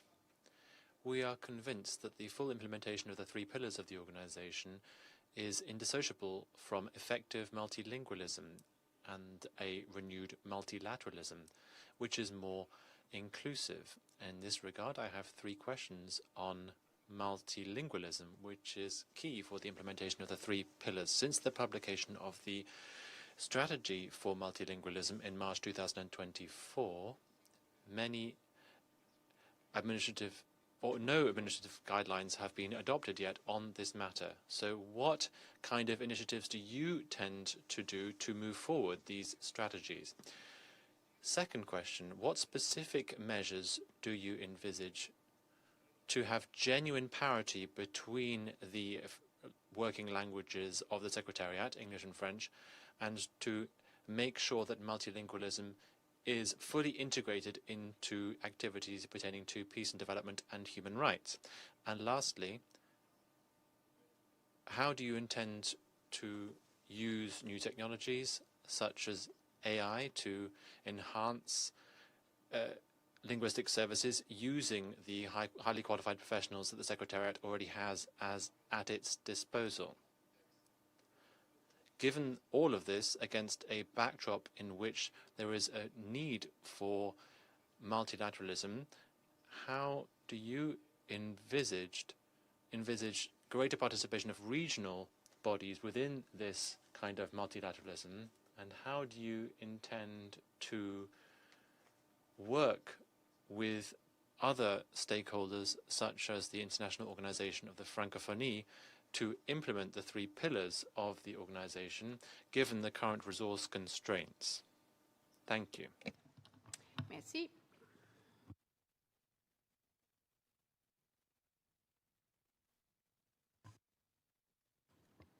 Si je suis sélectionné secrétaire...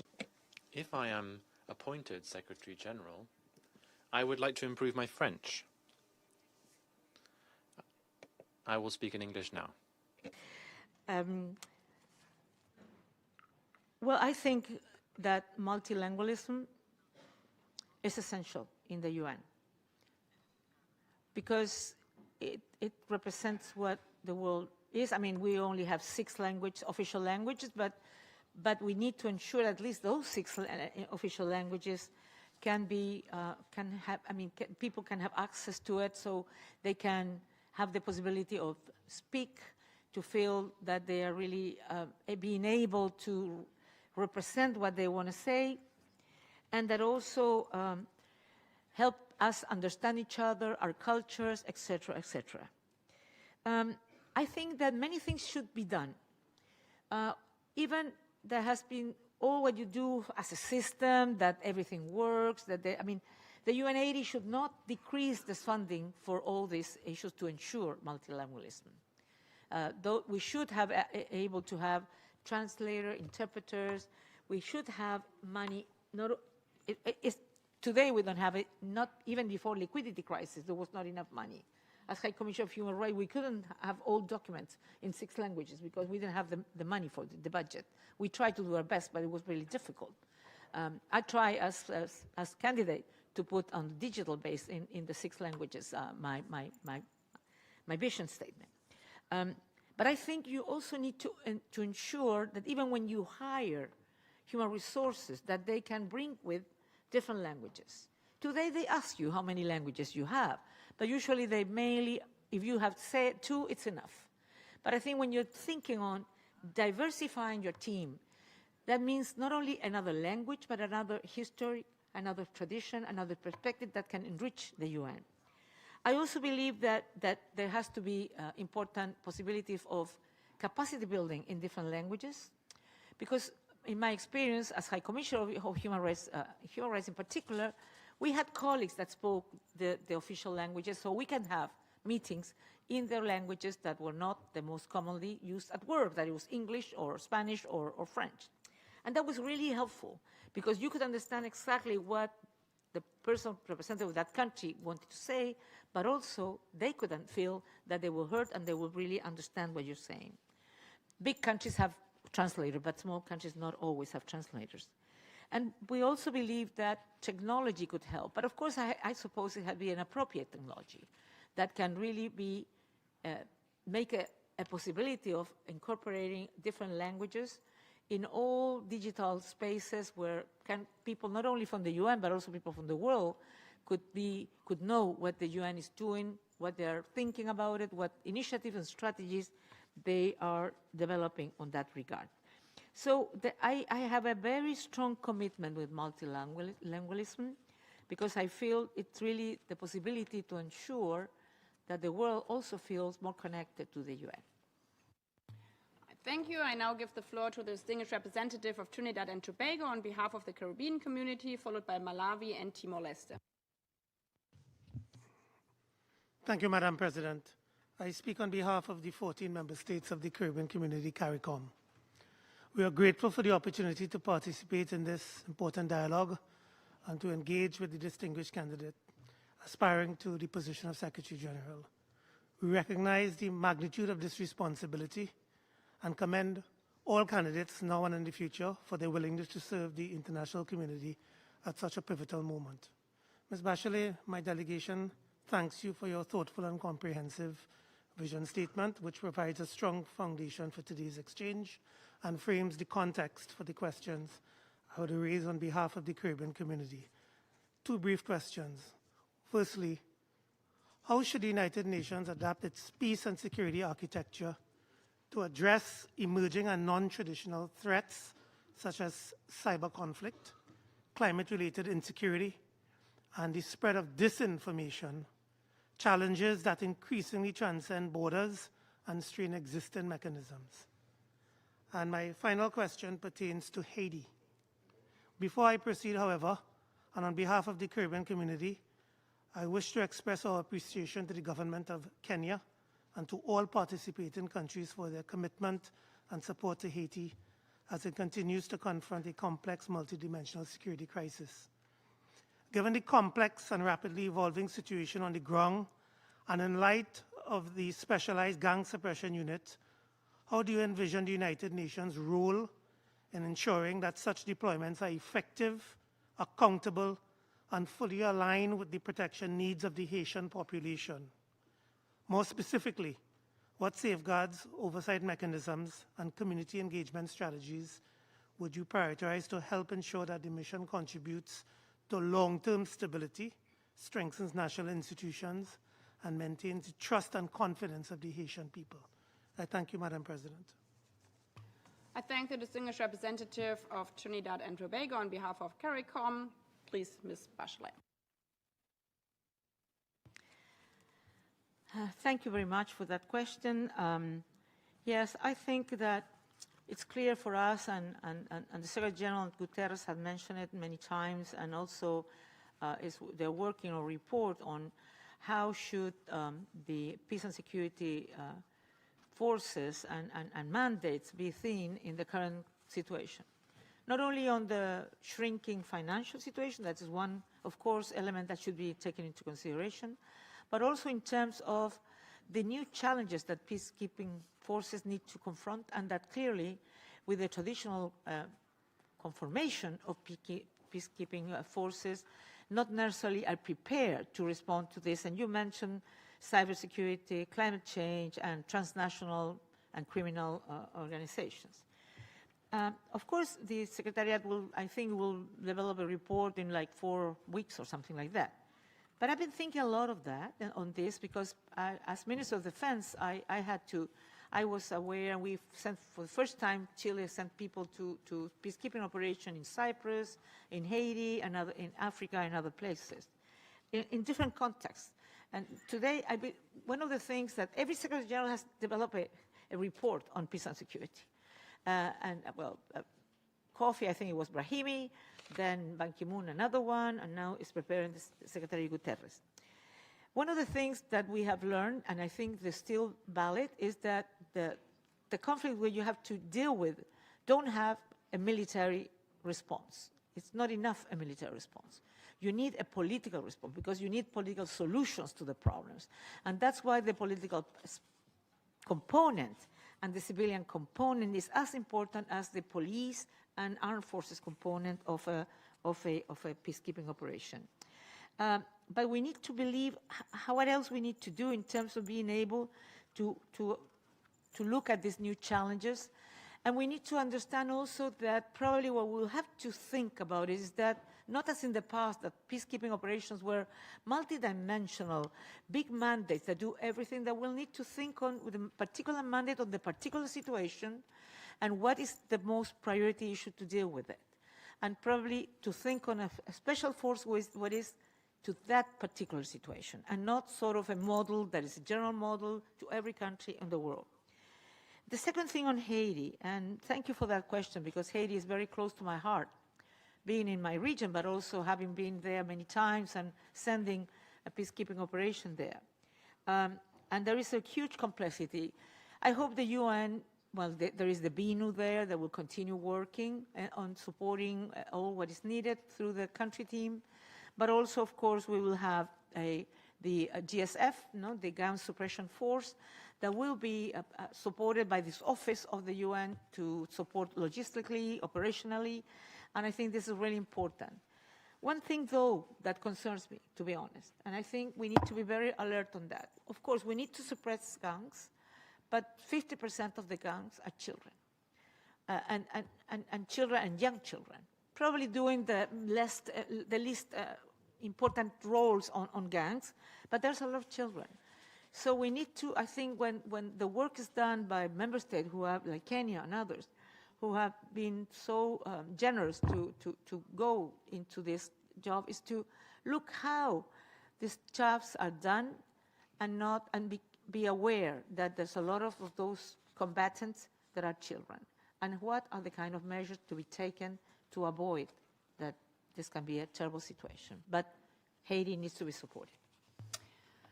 Thank you. I now give the floor to the distinguished representative of Malawi on behalf of the least developed countries, followed by Timor-Leste and the next civil society organization.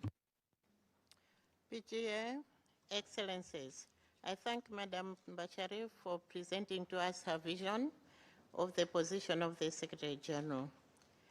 The LDC Group welcomes this transparent and inclusive process for the selection and appointment of the next Secretary General. The LDC Group expects that the next Secretary General must restore confidence in a charter-driven multilateral system, rescue the SDGs in LDCs, and ensure that no financial or political pressure is allowed to weaken the UN's dedicated support to the most vulnerable countries. Madam Bachelet, the LDC Group would like you to share your observations on the following questions, which reflect the core concerns and expectations of the group. On restoration of a charter-driven multilateralism. In today's deeply divided international landscape, multilateralism is clearly at a crossroads, and many decisions affecting our peoples are increasingly taken in informal or exclusive forums without meaningful engagement of LDCs. This trend undermines the central charter-driven role of the UN and weakens the voice of those most in need, including the LDCs. Our question is, if selected as SG, what concrete steps will you take to re-establish the UN as the central forum for addressing global peace and security, development and financing issues, and how will you ensure that LDCs meaningfully remain at the table to shape these decisions rather than remain on the margins? Secondly, on ensuring adequate resources and support for LDCs, LDCs are recognized as the most vulnerable countries, yet the level and quality of support they receive from the UN and development partners continue to fall far short of what is required to achieve the SDGs and implement the Doha Program of Action. The implementation gap is widening, especially in areas such as climate resilience, debt sustainability, and social protection. The question is, what will be your strategic approach to mobilize and direct adequate, predictable, and concessional resources to ADCs? And how will you reorient the UN development system so that supporting LDCs to achieve the SDGs becomes a visible system-wide priority at country level? The third question, as the UN faces unprecedented challenges from within and outside, what strategic approach will you undertake to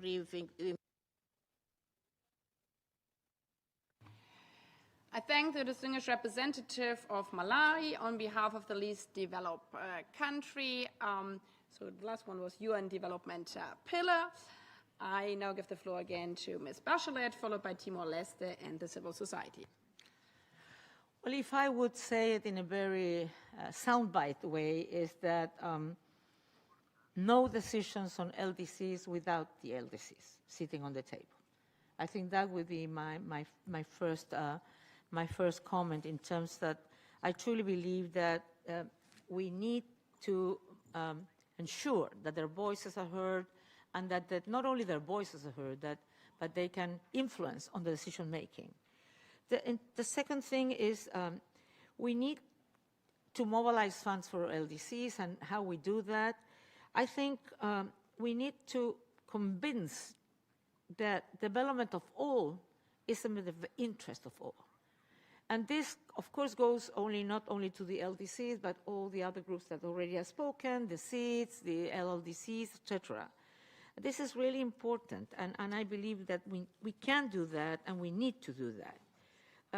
It's obvious for many of us, when you are not having the possibility of ensuring development, when you are living under climate crisis, there's a lot of these situations that you also described, Madam Representative, is that they feel migration, they feel conflict, they feel a lot of issues that afterwards, if you don't do what you need to do, and you have to do, preventing these things from happening, the international community, the General Assembly, and sometimes Security Council will have to deal with it in a more costly manner, costly in terms of lives of people, but also costly in terms of the needs of funding for that. The other thing that I wanted to mention was the issue of, I think, the UN, you mentioned the middle-income countries as well. I think we need to have a UN approach for middle-income countries. Because, as we all know, being middle-income usually makes you not beneficiary of many of the financing possibilities, among others, concessional fundings. But we also know that middle-income countries hold the majority of the poor of the world. So, again, there's something we're not doing right, because we have a problem there, but the mechanism that we're developing cannot help the ones who need a lot of help. So I do believe that it's really needed to dedicate that, a particular approach to ensure how mix are not overlooked by income per capita metrics that is happening today. The other thing that I think is important is that if the pillar of development, the very essence of the UN, if we fail developing countries, the UN fails. So we need to have a strong commitment on this. And one thing that you didn't mention, but for me is really important, and particularly in Africa, is that, and I mentioned in my initial words, is that we need to think on youth. Because in Africa in particular, youth, I mean, in Latin America and the Caribbean, in parts of Asia and in parts of Europe, the fertility rates are not very high. But in Africa, it will continue growing the population. We'll have a lot of young people. So we need, on one hand, to be part of the processes, being it peacekeeping processes, development process, their voices to be heard, but also creating jobs so they can have hopes and opportunities. Thank you. I now give the floor to the distinguished representative of Timor-Leste on behalf of the Committee of Portuguese-Speaking Countries, followed by the next civil society organization and Mali. Excellency, Madam President, Excellency, Madam Bachelet, thank you for giving your briefings on your vision as the UN Secretary General. I have the honor of speaking on behalf of the Community of Portuguese-Speaking Countries. The CPLP spans 4 continents and is home to over 280 million people, united by a common language, shared heritage, and strong cultural ties. We are also connected by the ocean, which is central to our economies, our cultures, and our future. We attach the highest importance to the United Nations and the principles of multilateralism. In this spirit, and given the Secretary General's central role in guiding the organization, we have consistently held that the Secretary General must be fully committed to advancing meaningful UN reform and upholding the values and purposes enshrined in the Charter. We also underlined the need to ensure the full and balanced implementation of the UN main pillars as the foundation for a more effective, credible, and responsive United Nations. In this context, we would welcome your views on the following.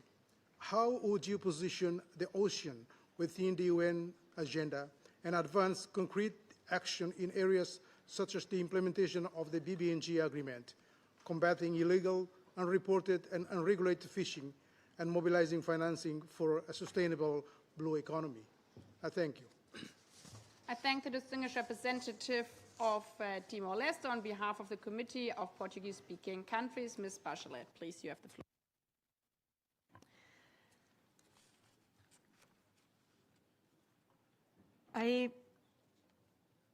I thanked Timor-Leste in representation of the Lusophonie.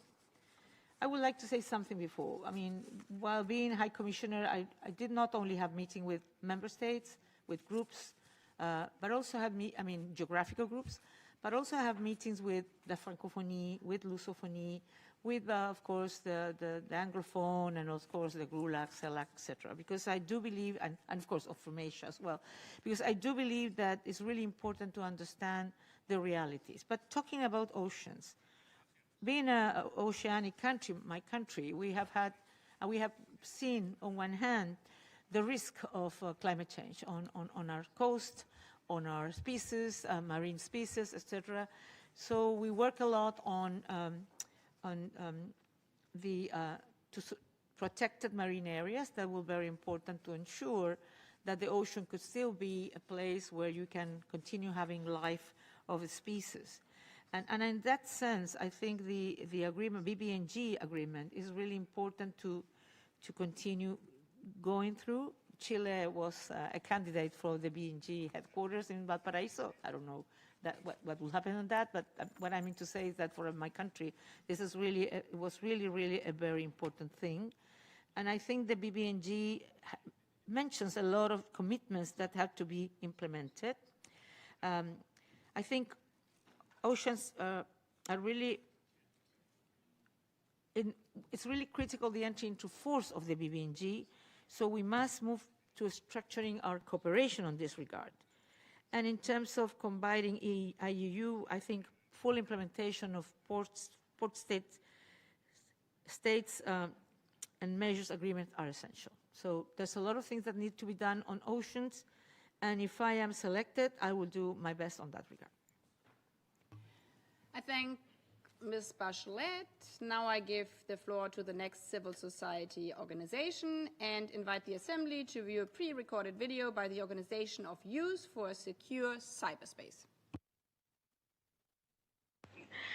As threat to peace and security go beyond traditional conflict to include challenges such as cyber insecurity and transnational risk, how will you adopt the United Nations peace and security system to remain effective while ensuring inclusive participation of youth and underrepresented regions?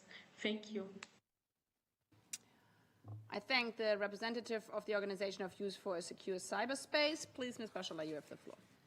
Well, I think we already have, like we have Resolution 1325 on women, peace and security. We have also IPS, youth, peace and security. And I think we need to implement that. We need to ensure that young voices are part of these processes. For many reasons. First of all, because, of course, in many countries where there are issues on conflict of peace and security, the big amount of the population is under 35 or under 30. So you have the youth voices, and the possibility of youth being part of the solution is high, is really important. Secondly, because I believe that they are the people who knows better the problems and can also, I would say, think on solutions are the people on the ground, because they know the local context, they know the communities. And in that sense, young people can also be a very important part of that. Third, because if we, at the same time, are looking at the peace and security issue, you look at development. Because there's not only why many times conflict arises is because of the lack of opportunity, because human rights are not respected, because and youth is part of this and can be part of the ones who can be attracted to some groups that are not the groups that believe in peace, on peaceful solutions of problems. So I think that in all ways it's essential to have youth in the middle of the situation, but not only like in a, I would say, like a show. I really believe that it has to be seriously considered, because I really believe it can be an important factor of peace. And it can be also be an important factor not only on peace in terms of finishing the conflict, but also on sustainable peace. So that's why I'm thinking it's also a very important issue on security. And also because young people know much more technology than others, can be also a very important issue on cybersecurity. I thank you. I now give the floor to the distinguished representative of Mali on behalf of the African group, followed by Australia, and then the first member states in its national capacity, Liechtenstein. Thank you, Madam President. Excellencies, Madam Bachelet, welcome welcome for this. I welcome this dialogue with the membership. I have the honor to raise two sets of questions on behalf of the African group.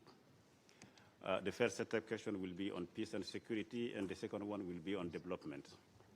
On peace and security, Africa's exclusion from permanent membership of the Security Council reflect both historical injustice and the ongoing structural inequity affecting decision on issues central to the continent. What is your position on the African Common Position on the reform of the Security Council, and how would you use the convening authority of the office to advance intergovernmental negotiations? Second question on peace and security. The Resolution 2719 of the Council created a framework for the AU-led peace support operation to assess contributions, yet implementation has stalled. How would you approach the third-year review, and how would you address the continued political resistance? The third question I have concerning the peace and security concerns Africa's country feature prominently the peace-building commissions. How would you strengthen its role and ensure adequate resourcing for peace-building fund? On development remains Africa's foremost priority. How would you review the relationship between the Agenda 2030, the 2030 Agenda and the Agenda 2063? And how would you ensure UN support is anchored in African-owned development framework? What concrete action will you take to advance reform of international financial architecture, including improving African representation in international financial institutions and addressing bias in credit rating system? Africa loses more through illicit financial flow than it receives in official development assistance. What priority would we assign to addressing these flows and strengthening domestic resources mobilizations? How would you ensure climate finance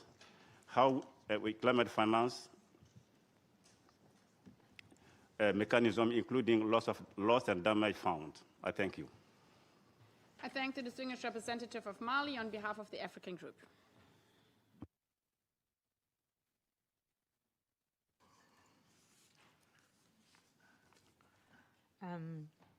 Well, I think that on regard of the UN Security Council reform, there are different models, I understand, but all understand the need for adequate representation and addressing historical injustice. So I think it's critical to ensure Africa's voice in the Security Council.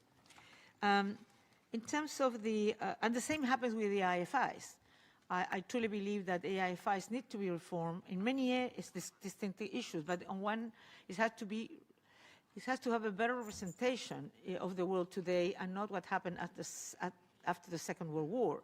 So we also need to improve IFIs reforms so that we can have those voices there, analyze exactly, I mentioned before, if the mechanisms that today are working in the World Bank on IMF are the ones that countries more in need are needed. And my impression is not. And that the only way to produce those changes is to have, in the places where decisions are made, a better representation of the voices of Africa and other places of the world that are not well represented and where the current mechanisms are not working. On Resolution 2719, I think this is a great advance, because I believe that peace and security needs a bigger alliance between the UN and also regional forces. I believe that also there is places where maybe the UN is not better placed to do the job, but it's the regional organizations through its security forces who can do a better job. But in that sense, the commitment of the UN to support with at least 75% of the budget, I think is a very important advancement that needs to be ensured that it could be, that it really will be supported. In terms of what you ask about development and priorities, yes, there will be an important given by myself in ensure how you can mobilize national resources. There are many countries who are looking forward to look for even internal resources, how they fight tax evasion, how they fight tax avoidance, how they fight illegal flow of money, and that is really important things that we can work together, help building capacity to be able to do so. Also, how they are able to mobilize private sector money in those countries that can also deal with the same issues and go to also understand that everybody benefits when the country is going well. And on finance, I already mentioned that we don't only have the Global Fund for Climate Action, but also the Fund of Loss and Damage that I believe exists. It needs more money, it has to be, but we need to make better use of those funds. I thank you. I now give the floor as the last speaker for groups to the distinguished representative of Australia, also speaking on behalf of New Zealand, followed by Liechtenstein and Sierra Leone. Madam President, Excellencies, I have the honour to address you today on behalf of New Zealand and my own country, Australia. At a time of heightened global uncertainty and complex international challenges, the United Nations' ability to fulfil its core mandate rests on its institutional credibility, capability and capacity. Institutional credibility requires bold and principled leadership, including the ability to deploy the Secretary-General's good offices and political courage and effort. Institutional capability requires a UN that's focused on upholding all three pillars of its work and translates early warning into early action. Institutional capacity requires experienced and ethical management and realistic and fit-for-purpose mandates that sharpen effectiveness and delivery. How do you think the UN80 initiative is working to align leadership, authority and resources to restore confidence in the UN and enable it to deliver results against the three pillars? How would you build on the UN80 initiative to make it more effective? Thank you. I thank the distinguished representative of Australia, also speaking on behalf of New Zealand.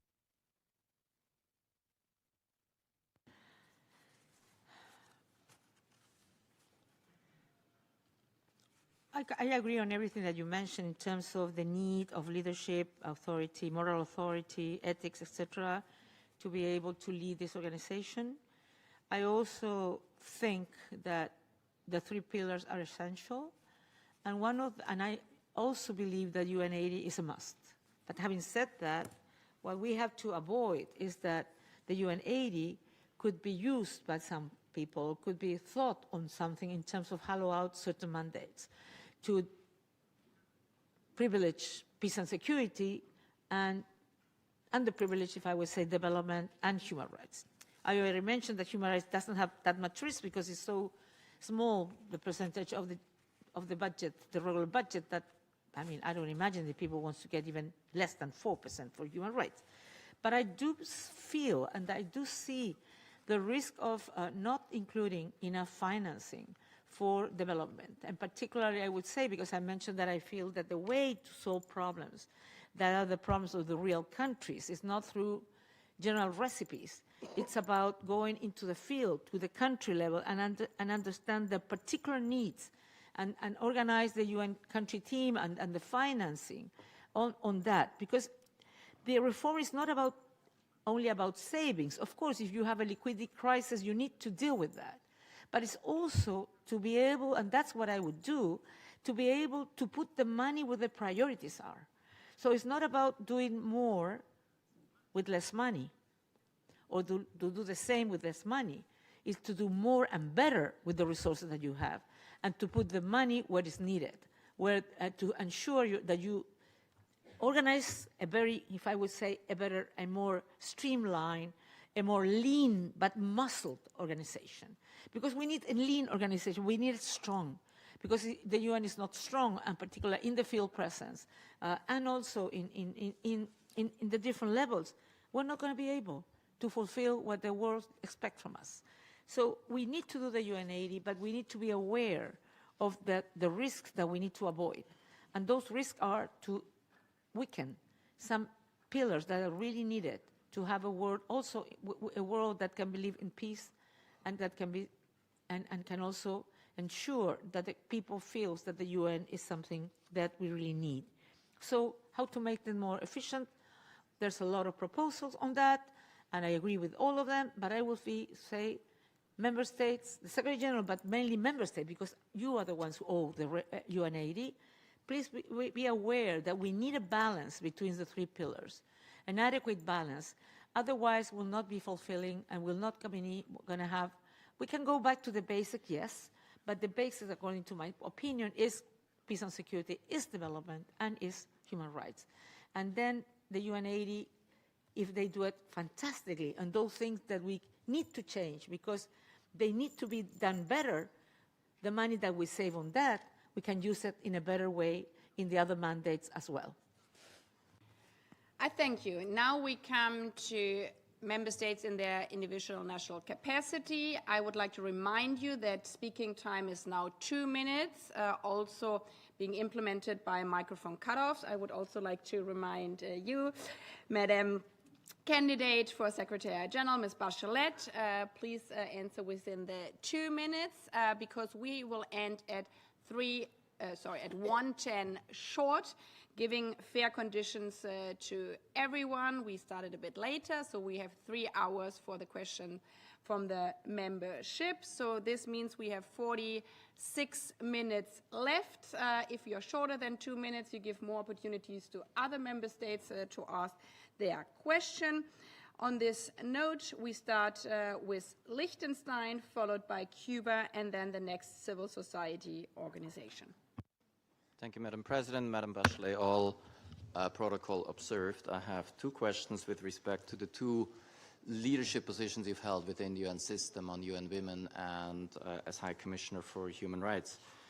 You must undoubtedly be aware that we're currently discussing a possible merger of UN Women and UNFPA. Given your really unique experience and expertise, because you essentially built that office, UN Women Is this something that you recommend us to do? Is this a good idea? On the second one, I'm interested in your view of the division of work between the SG and the High Commissioner for Human Rights. I think there is a natural expectation that in the case of massive violations of the UN Charter, people will always look at the SG and to hear the voice of the SG in the case of a violation of Article 2.4 in cases of aggression. Do you believe there is also a case to be made that the SG has to be vocal with respect to the other most serious crimes under international law? Let's say with respect to the Genocide Convention in cases of massive violations or possible massive violations for international humanitarian law or crimes against humanity. And can you name examples from the past that in your view would have met the criteria that you would apply? Thank you so much.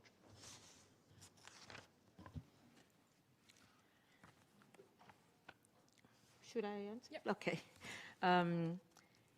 Well, I haven't read the report that makes an analysis of the merging of UNFPA and UN Women. I have heard rumors, but I haven't read it directly. So, but I also heard that member states have discussed about this and asked for alternatives, options. I do believe that all alternatives need to be looked at to see what are we looking after. Because one of the concerns that some people have is that the merge could weaken the mandate, in particular on women's rights and women's empowerment and gender equality. That is one concern that member states have and some other people have. I believe whatever decision is made needs to take into consideration what are we really getting out of that alternative that has been chosen. Is there real duplication? Is there a lot of duplication? Because if there's duplication, it can be solved not necessarily merging. You can solve, if it's small, the duplication, you can solve it in another way. If not, maybe you have to merge. Is it that the mandates collide with each other? Well, I have the impression that other than violence against women, the mandates are very different. Both mandates are very different. So, but I have to say, I cannot give a different opinion because I haven't seen the studies. A merge, some years after a new institution was created, should not be only the consideration of cuttings, if I would say. It should be not because the money is essential. Of course, the money is essential, but it should be more substantive. It should be but because we really believe that a merge will produce the best results for both mandates. Otherwise, maybe it's better to look for different options. In terms of the Secretary General and High Commissioner, I do believe that the High Commissioner always has to be the voice of the voiceless and has to sometimes finger point, sometimes not finger points, and do all the things needed, preventive diplomacy, etc. But when we're talking about genocide, atrocities against humanity, silence is not an option. Thank you. I now give the floor to the representative of Cuba, followed by the civil society organization and Swiss. Señora Presidenta. Madam President and distinguished Ms. Michelle Bachelet, Cuba welcomes the opportunity for these interactive dialogues with the candidates for the post of Secretary General in an open, transparent and inclusive way. We align ourselves with the statements made by the G77, the NAM and AOSIS, and we'd like to ask the following two questions in our national capacity. First, faced with the growing escalation of conflict and the proliferation of bellicose narratives, what actions will you take as Secretary General to promote a culture of peace, the peaceful settlement of disputes, and respect for the principle of the non-use of force? And second, faced with the persistent failure to comply with financial and climate commitments by developed countries, what role should the UN play in guaranteeing the accelerated implementation of the Sevilla Commitment and other multilateral agreements, above all to mobilize new, additional and predictable resources and to ensure the effective implementation of those commitments, including debt relief? Thank you. I thank the distinguished representative of Cuba. Please, Ms. Bachelet, you have the floor.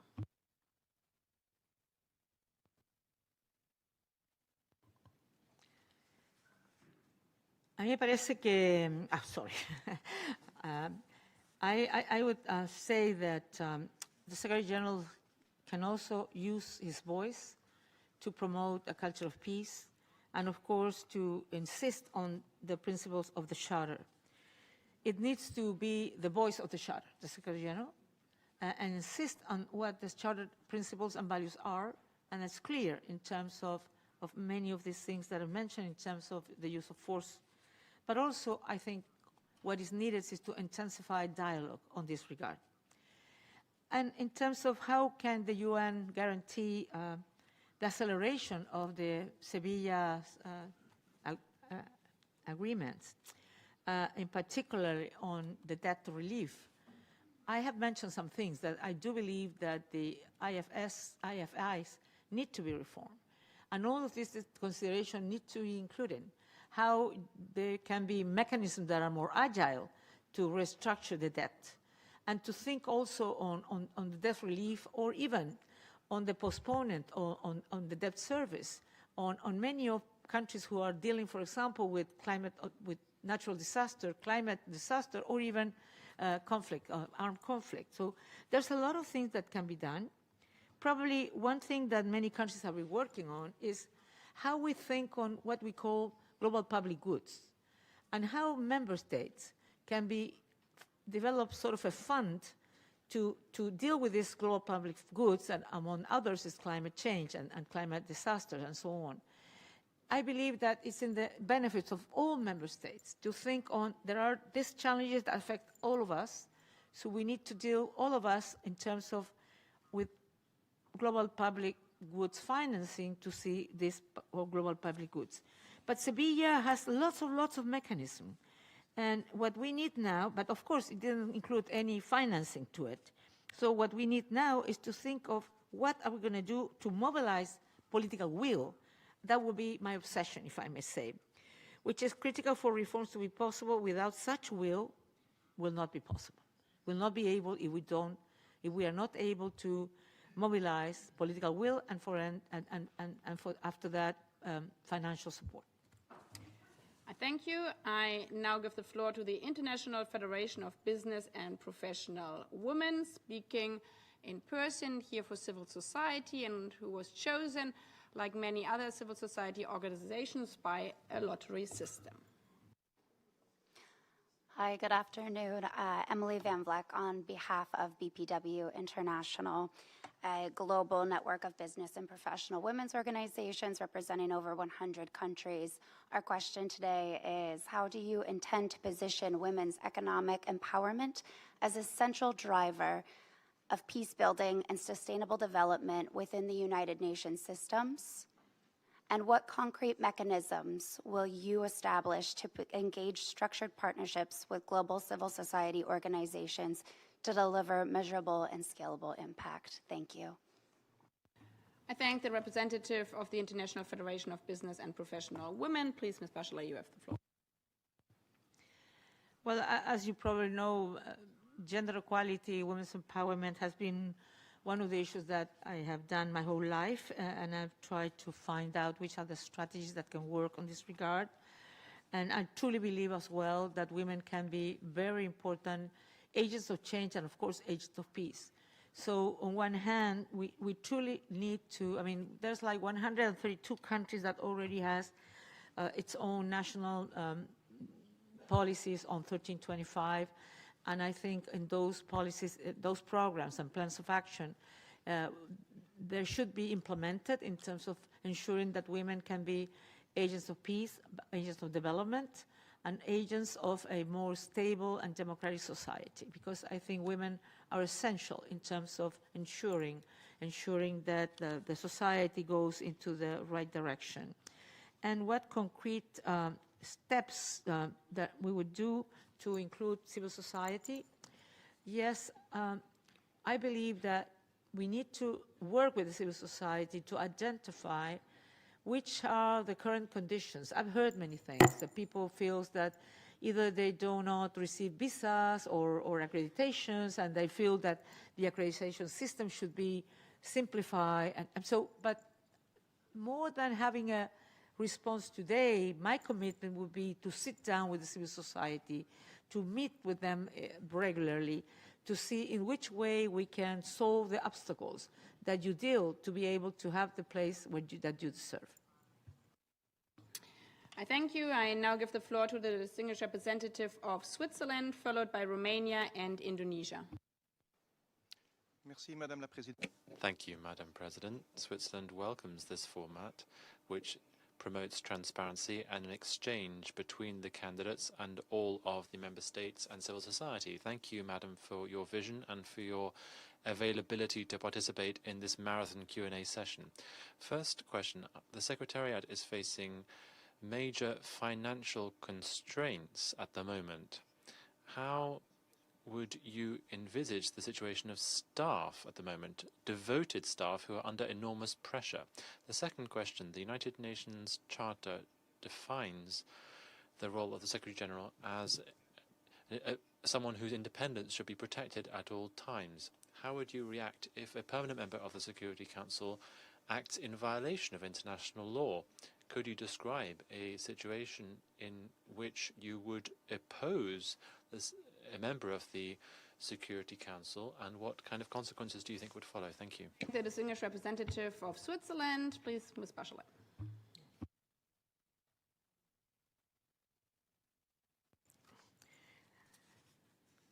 I think that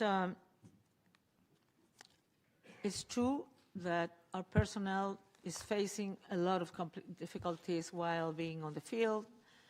And that's why I do believe that we have to have human resources policies that support him, value them, protect them. But not only that, I also believe that we need to have mobility policies. Having been as High Commissioner, we had colleagues there that were in very difficult duty stations, even duty stations where they couldn't bring the family for years. And they wanted to go into other places, easier places, or even headquarters, and it was not possible. And I asked, and I talked to human resources here in New York to say, look, we need to have a mobility strategy. I mean, if people want to go up in their career, they cannot be always in headquarters. They need to go to the field. They need to be there with the people. They need to understand what the real conditions are on the ground. So I really believe what we need to do to look all what we can do to support our people. We also, even during the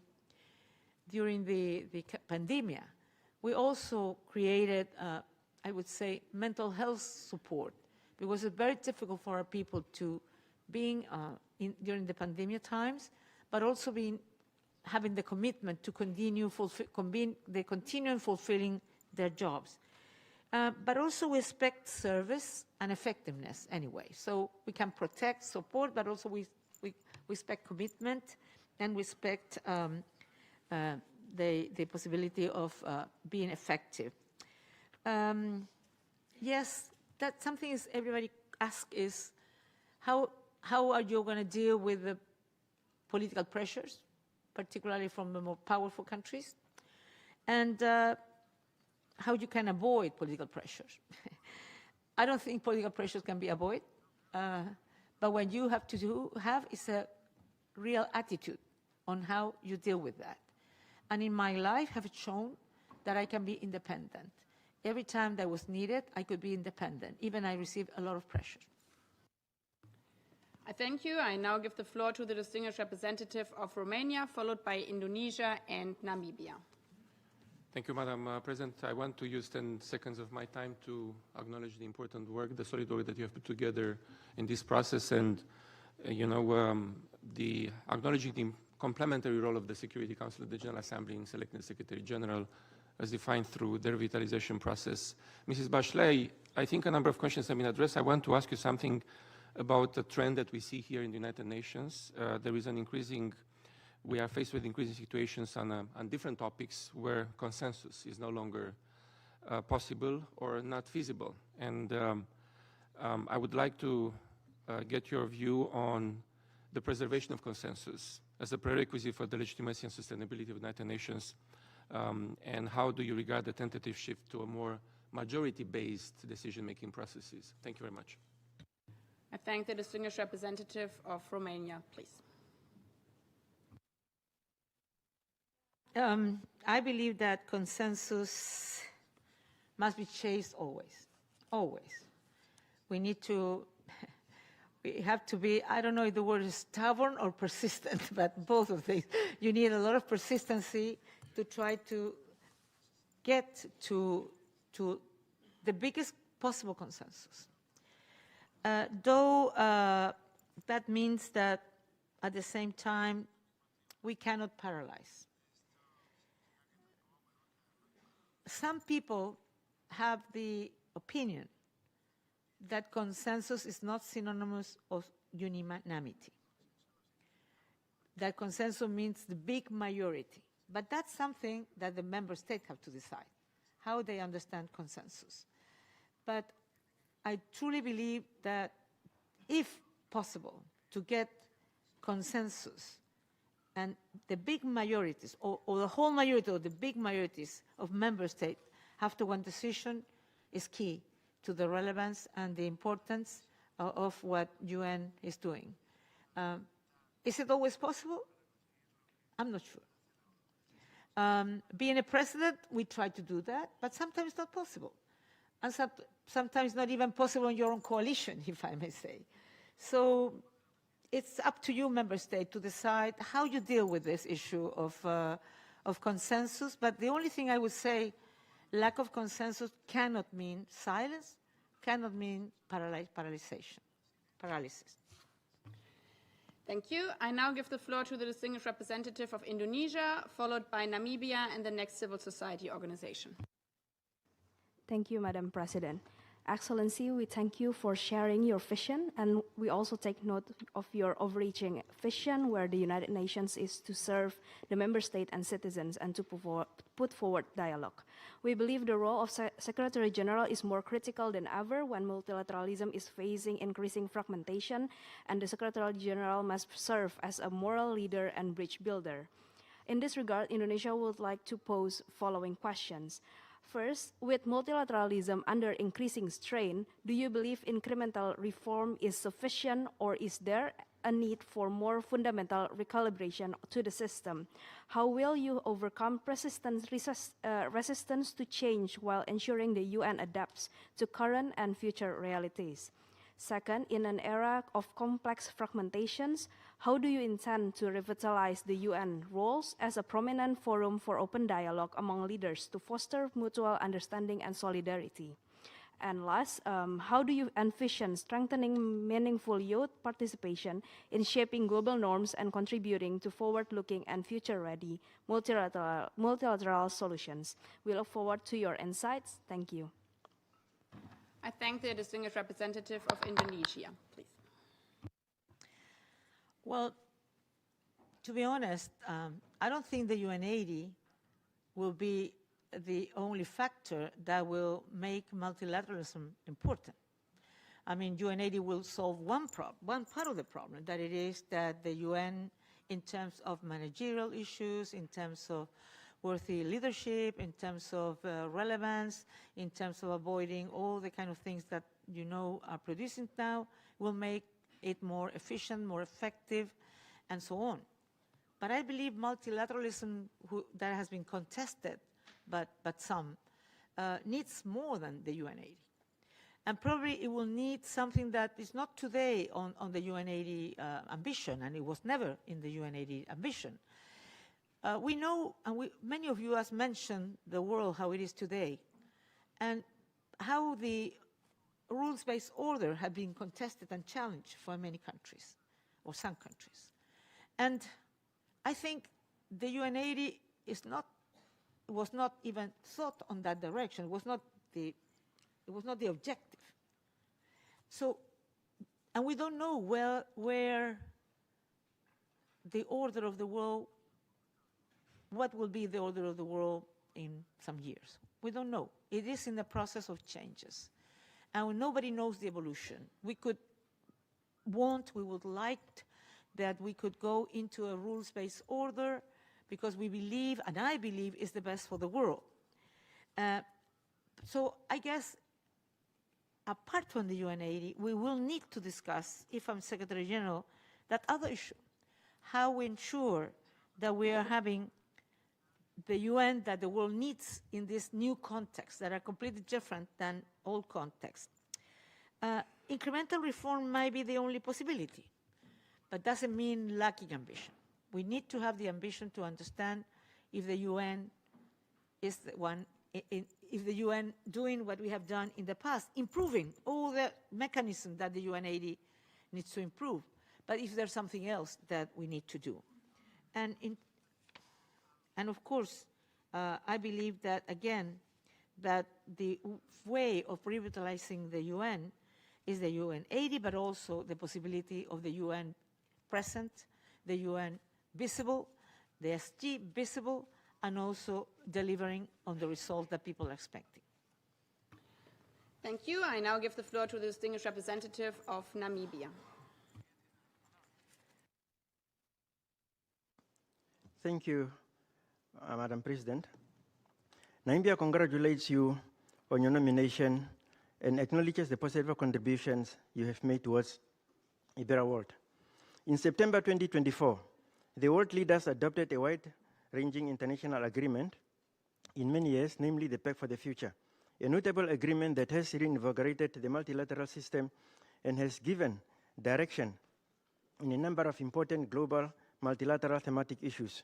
Yet your vision statement makes no reference whatsoever to this international commitment. My questions are as follows. 1, what is your vision to implementing the Pact for the Future, and how best can the Secretariat support Member States in its implementation ahead of the 2028 review of the Pact? 2, in the Pact for the Future, world leaders agreed that Africa should be treated as a priority and as a special case as far as the reform of the United Nations Security Council is concerned. What is your understanding of this unique decision taken by Member States, and how would your office support this implementation? And 3, it is commonly held that when women lead, peace follows. And in the true spirit of the Women, Peace and Security agenda, what advantage would you, as a woman, be bringing in addressing global hotspots that are plaguing the world, particularly in Gaza and Sudan? I thank you. I thank the distinguished representative of Namibia, please. Yeah, I mentioned in some of my intervention the Pact of the Future because I really value it.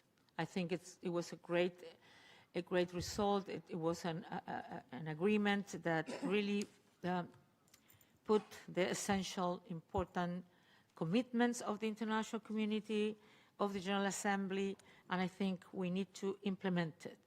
I understand the Secretariat is working on ways to implement it, and of course we will implement it and continue on that direction. I believe that it was really important that the Pact of the Future considered that Africa wasn't a priority, because it is a priority. Of course, we all know that Africa has huge opportunities, but also it has challenges, and many of those challenges need to be considered in a very specific way. And also, I already mentioned that on the Security Council, we need a better representation. And if there are regions of the world that aren't well represented, they should be represented. On women and peace and security, yes, women can be very important agents of peace because they are there in the territory, because they're part of the communities, they're very active on that.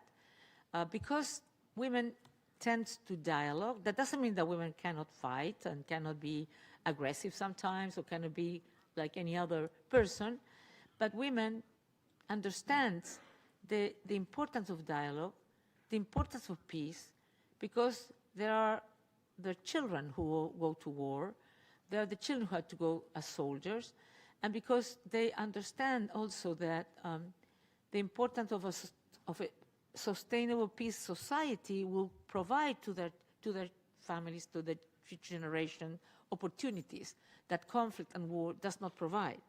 So I feel that a woman as Secretary General can also bring this issue of dialogue and a very strong commitment to use all possible means for pacific resolution of conflicts, all possible means on prevention. And if I'm selected Secretary General, that will be one of my biggest commitments, one of my biggest, if I would say, one of the things I will give the biggest importance, because I truly believe that much can be prevented. Thank you. I now give the floor to the representative of the Civil Society, Center of Studies and Research in International Relations at Facultades de Campinas, here in person in the room, followed by the Russian Federation and India. Thank you, Madam President, Madam Bachelet. As a youth researcher from the Global South, I would like to ask what are your commitments and as a SG for guaranteeing meaningful, inclusive, and sustainable youth participation across the United States. The youth is a very diverse bloc, so how do you plan to ensure that youth voices, especially those from marginalized communities, are not only heard, but truly integrated into the UN decision-making process? Thank you.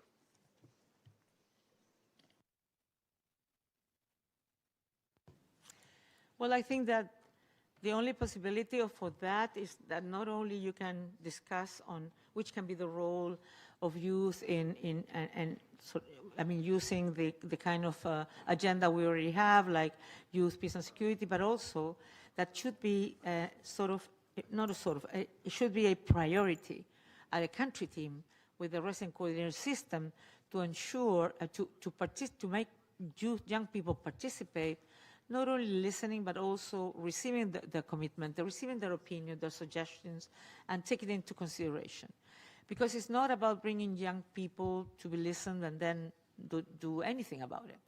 But I believe that this must be not only at the global level, but also at the regional level, at a national level, but also at the local level, in municipalities, in many places. And I think that the right place to do that is at the national level, and that will be one of my instructions to the resident coordinating system, to work much stronger with young people at the community level, but also with students, with young professionals, etc., so they can really be part of the solutions of society. I thank you. I now give the floor to the distinguished representative of the Russian Federation.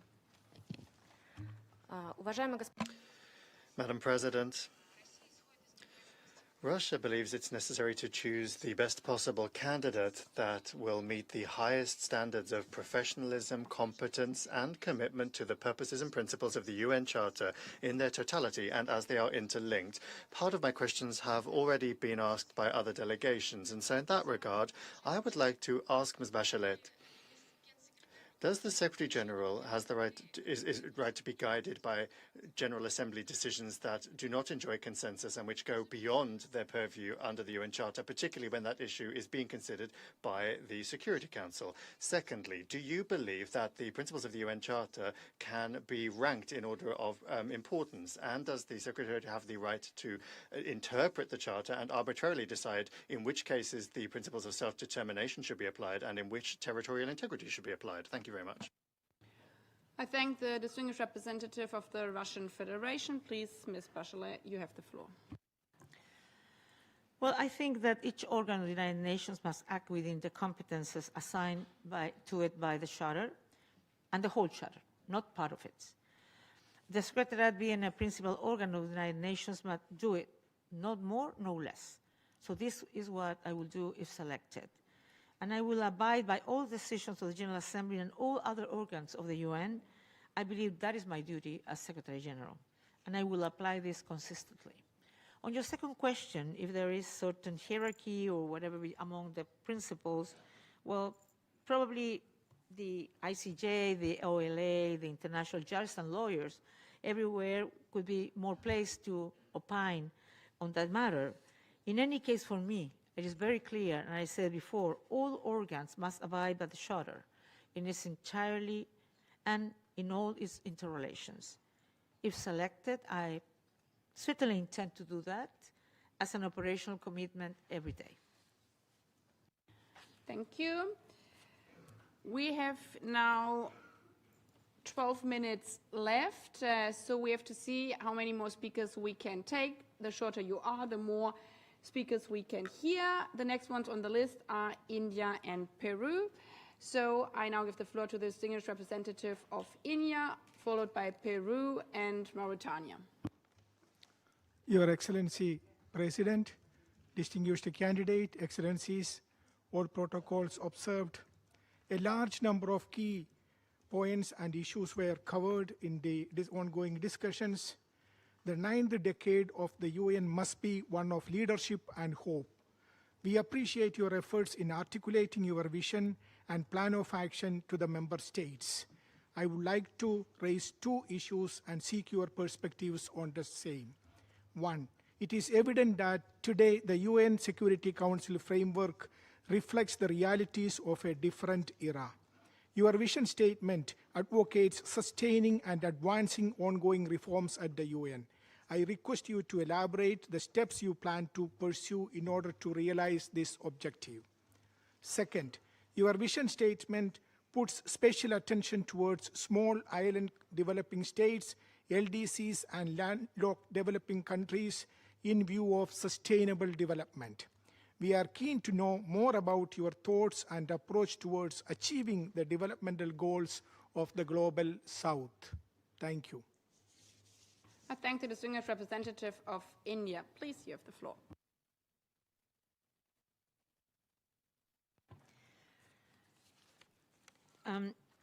I think, first of all, I already mentioned, I think, many of the things in terms of how important it is to me that the Secretary General understand the different realities and can find the ways of doing things in the best possible way.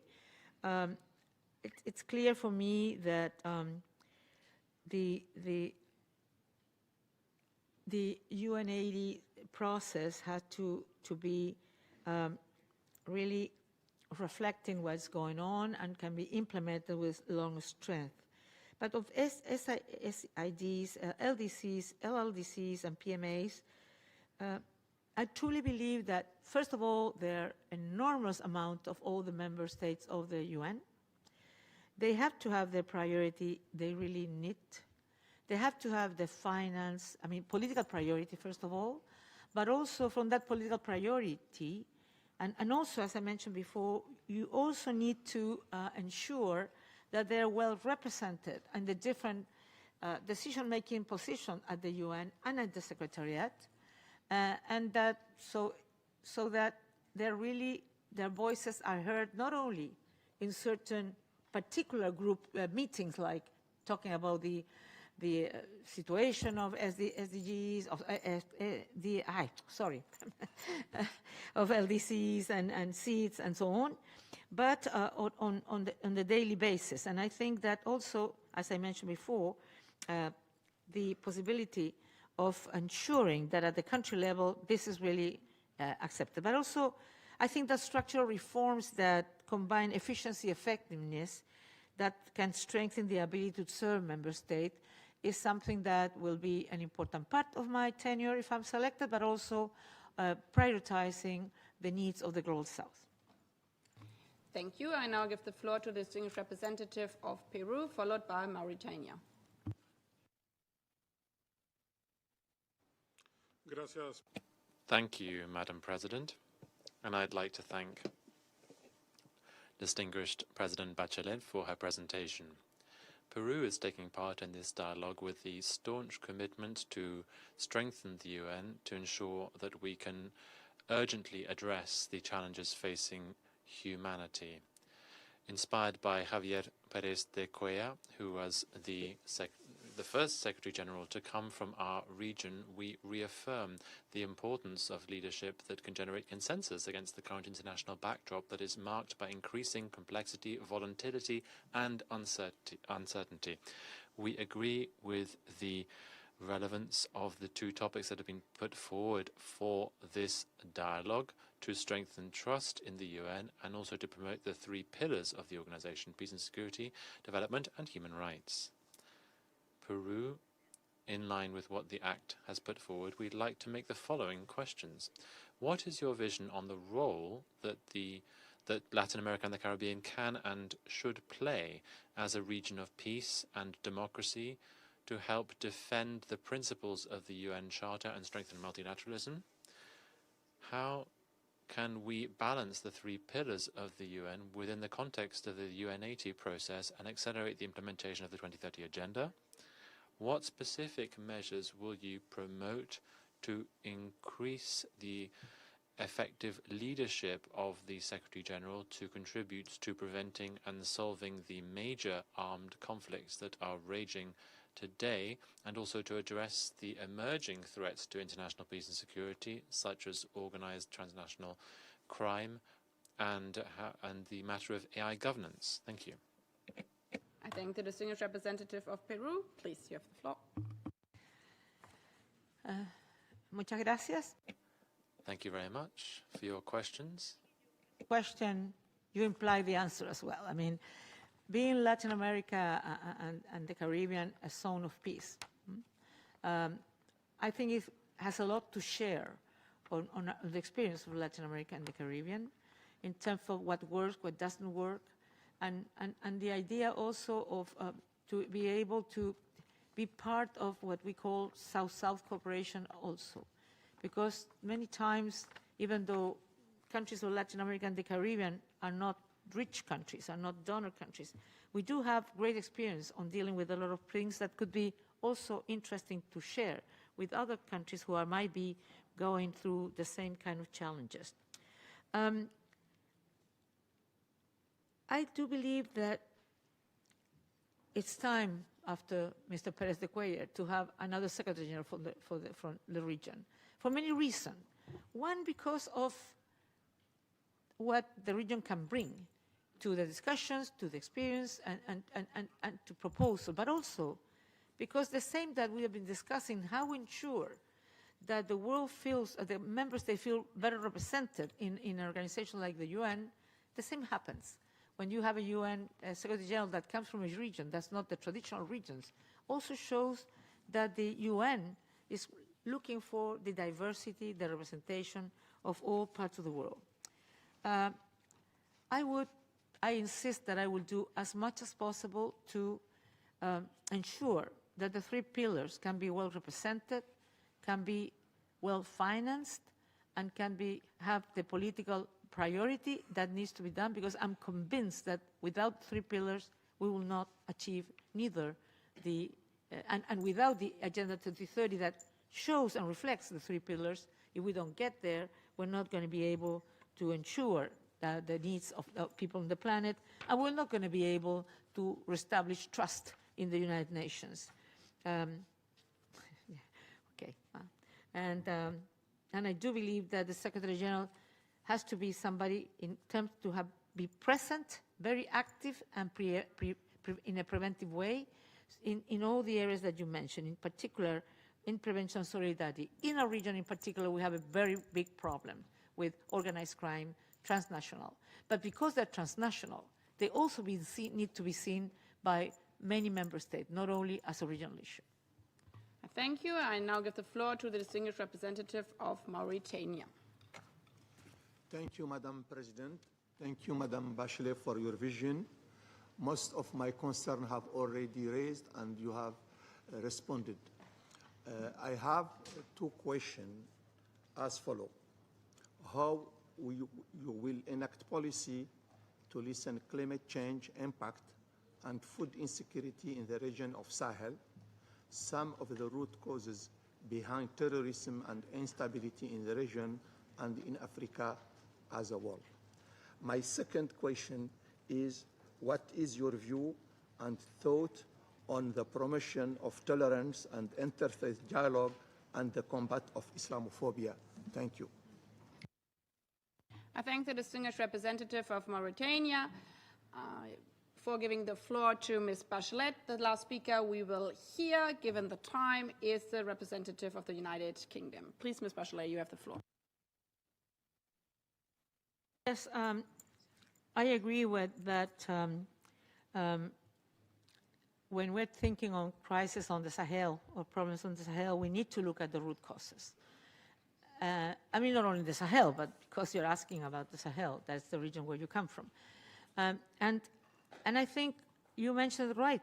There is a mix of climate change issues that produces changes in the agriculture possibilities, but also ethnic groups, conflicts that makes farmers and herders many times not being able to develop adequately their task, produce food insecurity, and food insecurity is the source of conflict. So again, that's why we need to go and think on the needs to balance the three pillars, because when we talk about conflicts, we need to balance, and it's essentially a matter of political choice. Not easy ones, but possible. We need to ensure that. We need to do actions to ensure leadership, and leadership that be true to the Charter. I truly believe that it's critical to address the root causes of conflicts in any part of the world and try to support, in case of food insecurity, to ensure that we can provide food. We can with different strategies and projects, water, but also how we support agriculture, with AI, because we know now with AI we can understand meteorological changes, we can make better decisions in agriculture, for example, and we can see what is lacking, and we can see what we can do about it to ensure that food is produced, that we have enough water, and so on. And on the dialogue between religions and the fight against Islamophobia, I truly believe on the dialogue of religion, of leaders. In my country, I will mention it because I'm not talking in abstract, I'm talking about personal experience. We developed in the presidential palace, we had a department on inter-religious relationships, and it was really very important. All religions that are present in my country were sitting there, of course, Muslims as well, and Jewish, and Christians, and Catholics, and also some others. And it really worked. And it really worked well to find solutions to many problems. Even when they have to discuss the reform of the Constitution, they did a very important exercise on this. So I truly believe this is possible, and it's very important to fight on all forms of intolerance, of course, including Islamophobia. I thank you. As the last speaker for the morning session, I give the floor to the distinguished representative of the United Kingdom. Thank you, Madam President. And thank you, Madam Bachelet, for setting out your vision for the role of Secretary General and your explanations over the past 3 hours. And thank you, President Baerbock, for convening these dialogues. We welcome this initiative, which offers member states and civil society an opportunity, a meaningful opportunity, to engage in this important process. Now, I would like to focus on UN80. You have answered questions so far on the substance and the direction. I would like to focus on the follow-through and leadership. UN80 rightly is framed as a continuous process rather than a one-off exercise. How would you, as Secretary General, use your leadership within the organization to ensure that reform remains institutionalized and sustained in order to strengthen delivery across all three pillars of the United Nations? Thank you. I thank the distinguished representative of the United Kingdom. Please, Ms. Bachelet. Yes, I agree that any reform has to be continuous. It cannot be a one-day activity. And so you need to ensure that how you organize the work at the UN.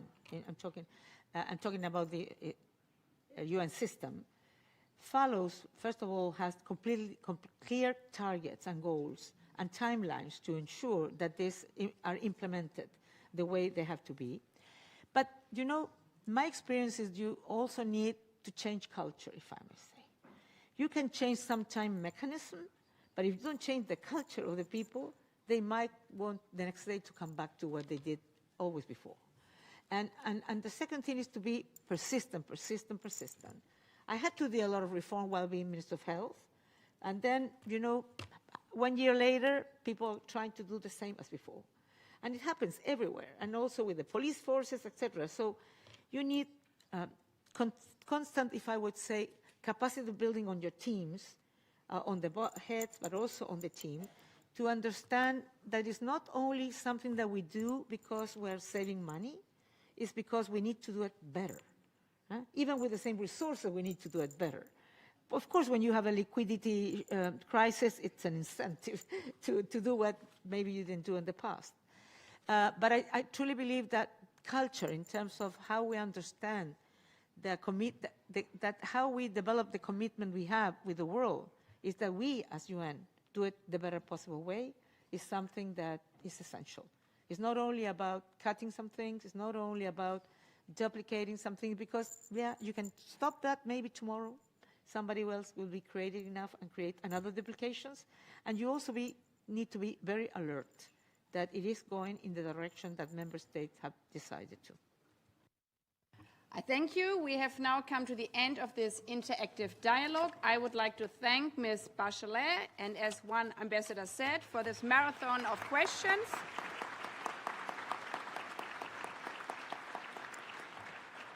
I would also like to thank you, the member states. I know that there were many more member states on the list, so as we are coming back in the afternoon, if you're speaking maybe also to the groups, the sharper and shorter the question of the groups, the more opportunities for member states. Before adjourning, I would like to remind member states that the next interactive dialogue will be with Mr. Rafael Maranhão Grossi. It will take place this afternoon at 3 p.m. in this same chamber. I wish you all a good lunch. The meeting is adjourned. Thank you very much.